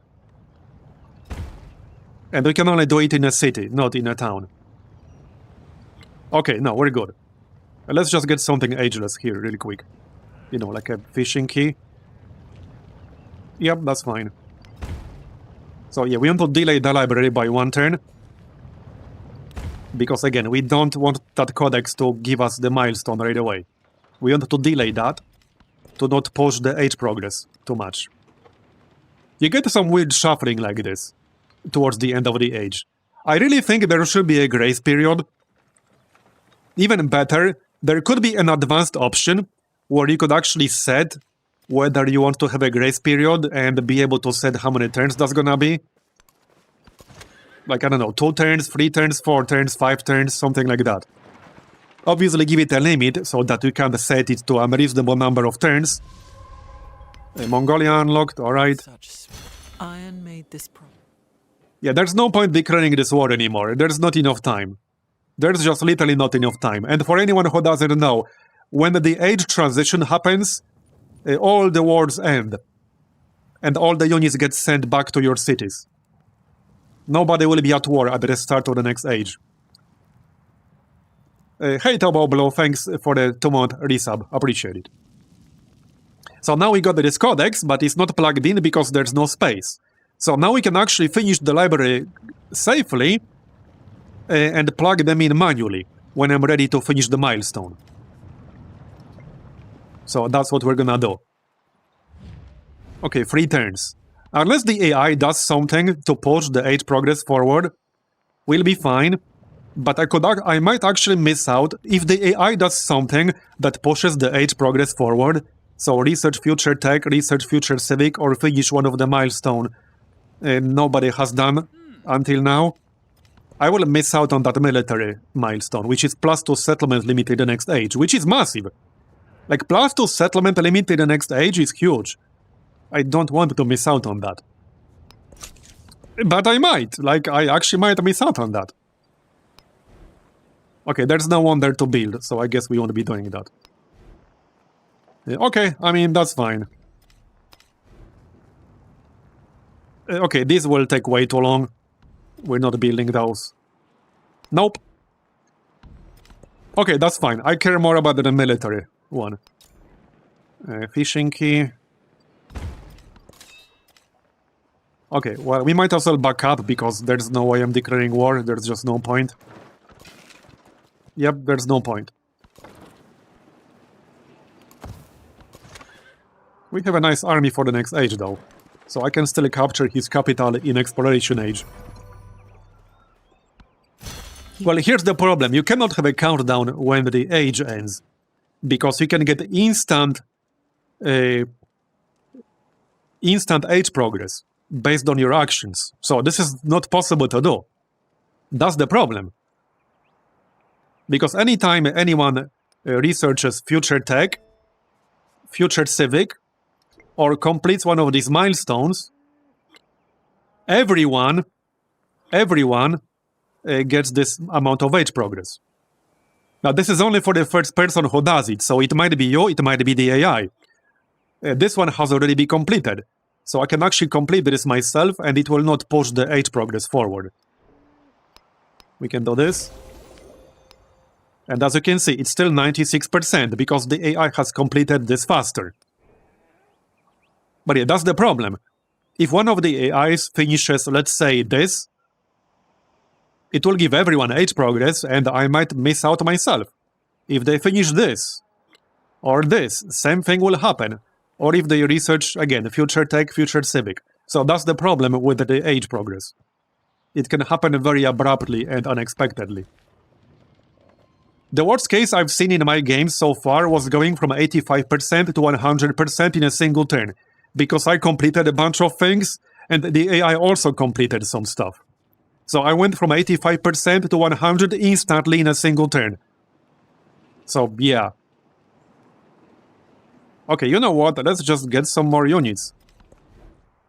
Because we will keep them as long as we have enough space on our army commanders. And we have 5 of them, so we definitely have enough space. Alright. So 2 more turns, right? Okay, 2 more turns. So unless we hit 100 on the next turn, we will get it. And we won't, again, unless the AI does something. I don't think they have enough science and culture to get a future tech, future civic. No, there's no way. They don't. They definitely don't. At least I don't think so. It's not impossible, but seems pretty unlikely. Okay, not much point upgrading these units, because they will get upgraded automatically at the start of the next age. Where do you think you're going? Okay, trade route, there you go. Might as well. I don't have the space, but that's fine. Let's go. So that was a pretty good Antiquity age. Would have been better if we captured Athens, but it's alright. Repair. Right, I still want this Basilica, so let's do that. That will complete our unique quarter right here. Okay, 1 more turn and we'll get this. Nice. 420 influence. Hashtag blaze it. Food. And another policy. The age is about to end, so it's not like these policies are super relevant anymore. Yeah. Yeah. Okay, gold. Yeah, something ageless. Sure, get a megalith for a little bit of extra culture, it's fine. This is the last chance we got to build megaliths. But any that we build will stay. I might actually buy this one. Okay, let's actually buy this one, that's good.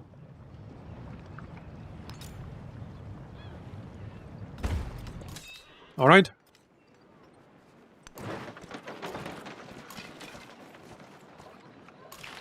Oh, trade ship, okay.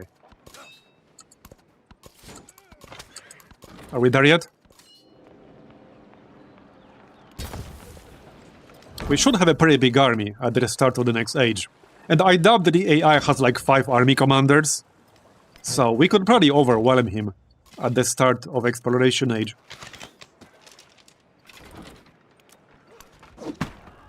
Okay, so that's done. See, that's done. So now I will be able to get +2 settlement limit at the start of the next age. So let's check everyone's rankings. I don't think I can get anything else, right? Nope. I would need 3 more codices. That's not gonna happen right now. Here's everyone. So again, this was Deity. We've done pretty well, I think. And this wasn't even an optimized Antiquity age. If I played as Lafayette, I think we would have done much better. Because he's really busted as Rome. But yeah, there you go.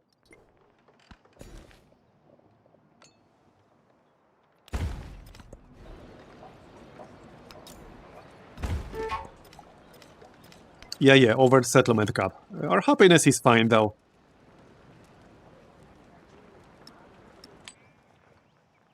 Yep. Alright, let's finish the age then.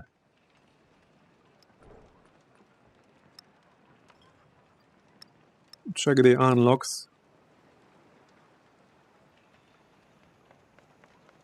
Okay, we have a bunch. I don't think I played Songhai yet. I don't even remember what they do. I do really like French Empire in the modern age. One thing that's really nice about French Empire... Wait, what? Wait! I praised them too soon. Oh no. I praised them too soon. They did not allow them. I'm face-palming so hard right now. Bro. They didn't add modern age civs. Mexico is not here. Meiji Japan is not here.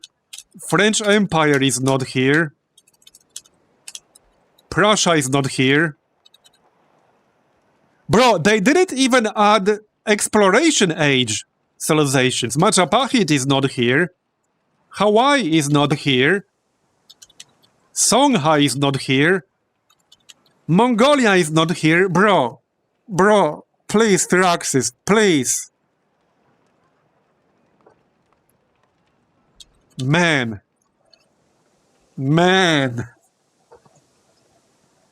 What the heck, bro? Come on.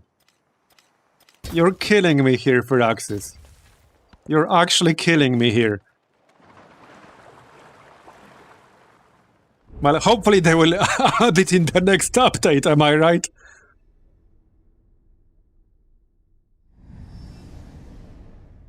In their pursuit of fortune, Roman merchants were as well-travelled soldiers, creating a web of goods that crossed every inch of the world. Oh, by the way, when you finish an age, you get like this one-liner cutscene that's based on what you did. And this is also the case at the end of modern age. Like the victory cutscene that you get at the end of modern age is basically the same as this. Yeah. Civilization 5 and 6 ones were way better. Not that I care like that much about them, but I'm just saying. Okay, anyway, these are all the points we got. So we've done pretty well. Age rankings. We've already seen this. Okay. Oh yeah, some of this was actually bugged when I was playing, and I didn't receive some of these experience bonuses. So this is nice to see that it's been fixed. So this will unlock the memento.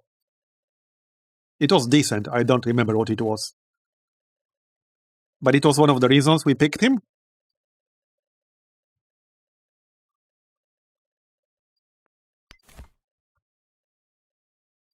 Oh yeah. You see this? It doesn't even tell you what this does. Like, come on, man. Come on, dude. Well, there you go. It does something. So, what did we pick now?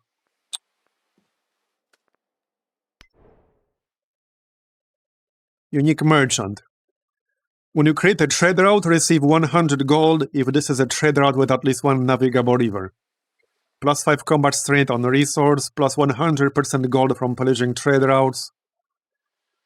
Plus 2 resource capacity in cities on navigable rivers. Okay. Settlements built adjacent to navigable. Yeah, I don't remember how many cities we got close to navigable rivers. We got some. Probably not enough to really make this worth it. Land units receive plus 1 movement when embarked, and the land units adjacent to coast receive plus 5 combat strength. Plus 3 combat strength against slower units, ignore zone of control. Unique settler. Receive medieval walls. Unique quarter. Receive a free chevalier unit when completed. Okay. Happiness and culture. I did play Ming. It's actually pretty decent. The Great Wall is nice.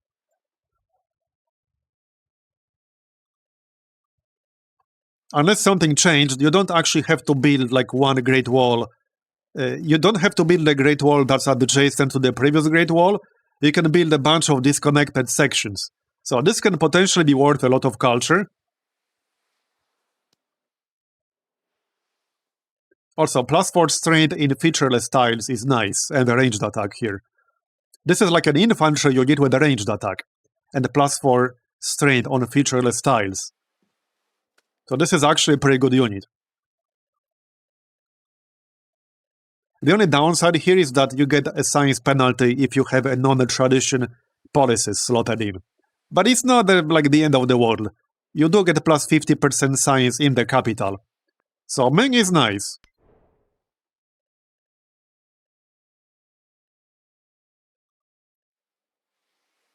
Gain 1 point. Okay, so this is a legacy path in the exploration age, which requires you to control settlements in distant lands. But if you play as Mongolia, you can get points from conquered settlements in the homelands, when normally you cannot do that. So this can be nice if you plan to go to war in exploration age and conquer a bunch of settlements. Because normally, again, you cannot get points from your homeland for this legacy path. Plus 50% flanking to cavalry units in the command radius. Okay, so this would be a good synergy with Charlemagne because we get 2 free cavalry units as long as cavalry has been unlocked through research every single time we get a celebration. And flanking bonuses can be pretty powerful.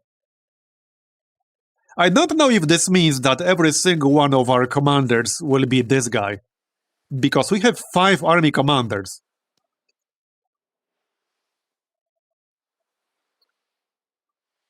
Mongolian unique ranged unit, +1 movement and heals 15 HP after defeating an enemy unit. Counts as a cavalry unit. Yeah, good point. Would we actually get Keshiks as Charlemagne? That would be insane. That would actually be insane. Might be worth testing.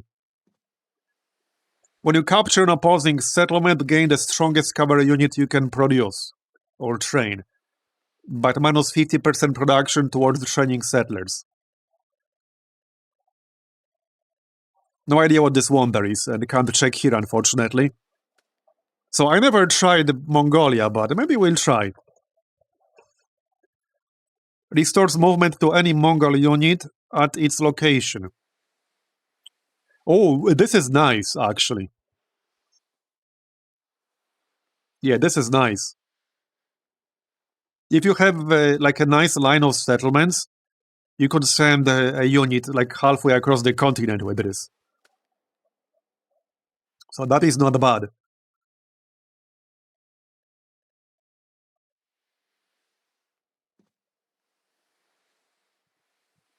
Yeah, Mongolia is not bad. And I haven't had the chance to play Mongolia yet. Honestly, it seems like the best option out of... It's either Mongolia or Ming. Ming would be good.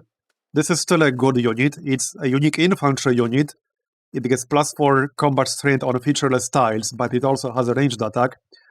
But if we're gonna go to war, Mongolia is a much better synergy with our leader, like a significantly better synergy. So I guess we're just gonna grab Mongolia. I don't even know what traditions Mongolia has, and you can't find out from this screen. I have no clue what the traditions they have.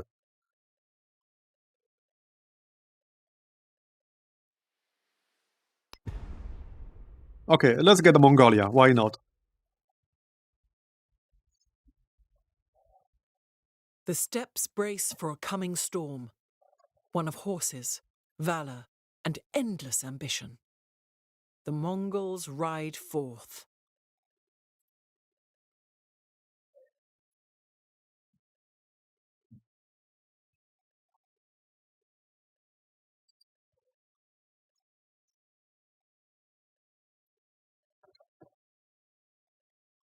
Let's see if all our generals will be the unique army commander here. I assume so, because when you have a unique army commander, you cannot get a regular army commander. Yeah, they are. They are indeed. Because of this icon here. Yep, they are. Nice.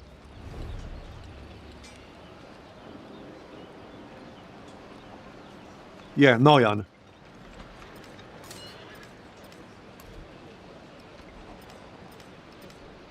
Alright then. So here we can see number of units. We have 8 coursers. Yeah, we did get 5 Keshiks already. Nice. So we have a pretty big army here. 8 swordsmen, 8 coursers, and 5 Keshiks. That is pretty good. Okay, we got a bunch of guys over here. So where is everyone?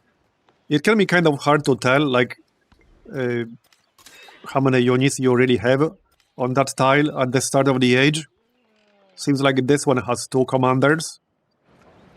Rome has 1. Some of them might be like sneakily hidden here. So if we move these guys out of the way. Okay, this city had 2. Rome might have more than 1. Oh yeah, there's 1. So there's 1 guy here. Yep. There's obviously 1 here.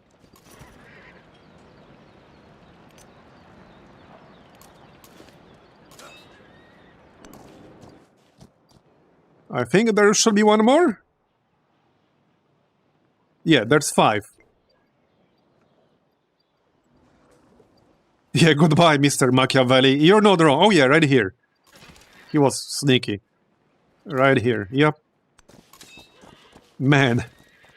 Oh, he's so screwed right now. He's so screwed. I don't even need to move very far. Now, the only downside is that you actually lose all of your siege weapons at the start of Exploration Age due to the fact that Exploration Age does not start with the siege weapons unlocked. You need machinery to unlock the Tier 1 Exploration Age siege unit. So because they have nothing they can upgrade to, they are lost on the transition. So we lost our ballistas, and in order to get any siege units, I need to research machinery and then get catapults. Yeah, Charlemagne, the famous king of the Mongols. I know, right? In Batuta is the Abbasids, Machiavelli is Spain, Xerxes is Majapahit. Yeah. So with that said, I think that might be it for today, because I'm actually like really hungry and we're at 4 hours. But we will definitely be streaming this a lot more. I mean, now that I can actually, stream Civ 7, I will be streaming a lot more. Because in the last 3 weeks, well, I was playing Civ 7 a lot, but I couldn't stream it. But I also got some other games I might stream as well. And we'll continue this tomorrow. But I'm like super hungry, I really need to get some food. But I think 4 hours is good. I think the end of an age is a good moment to stop. Also gives people a chance to catch up before tomorrow. So yeah, thanks everyone for coming. I really appreciate you coming to the stream and hanging out with me. We will almost definitely continue this tomorrow. So I hope you all enjoyed it. And yeah, thanks for coming. I'll see you next time. Bye bye. Have a good one.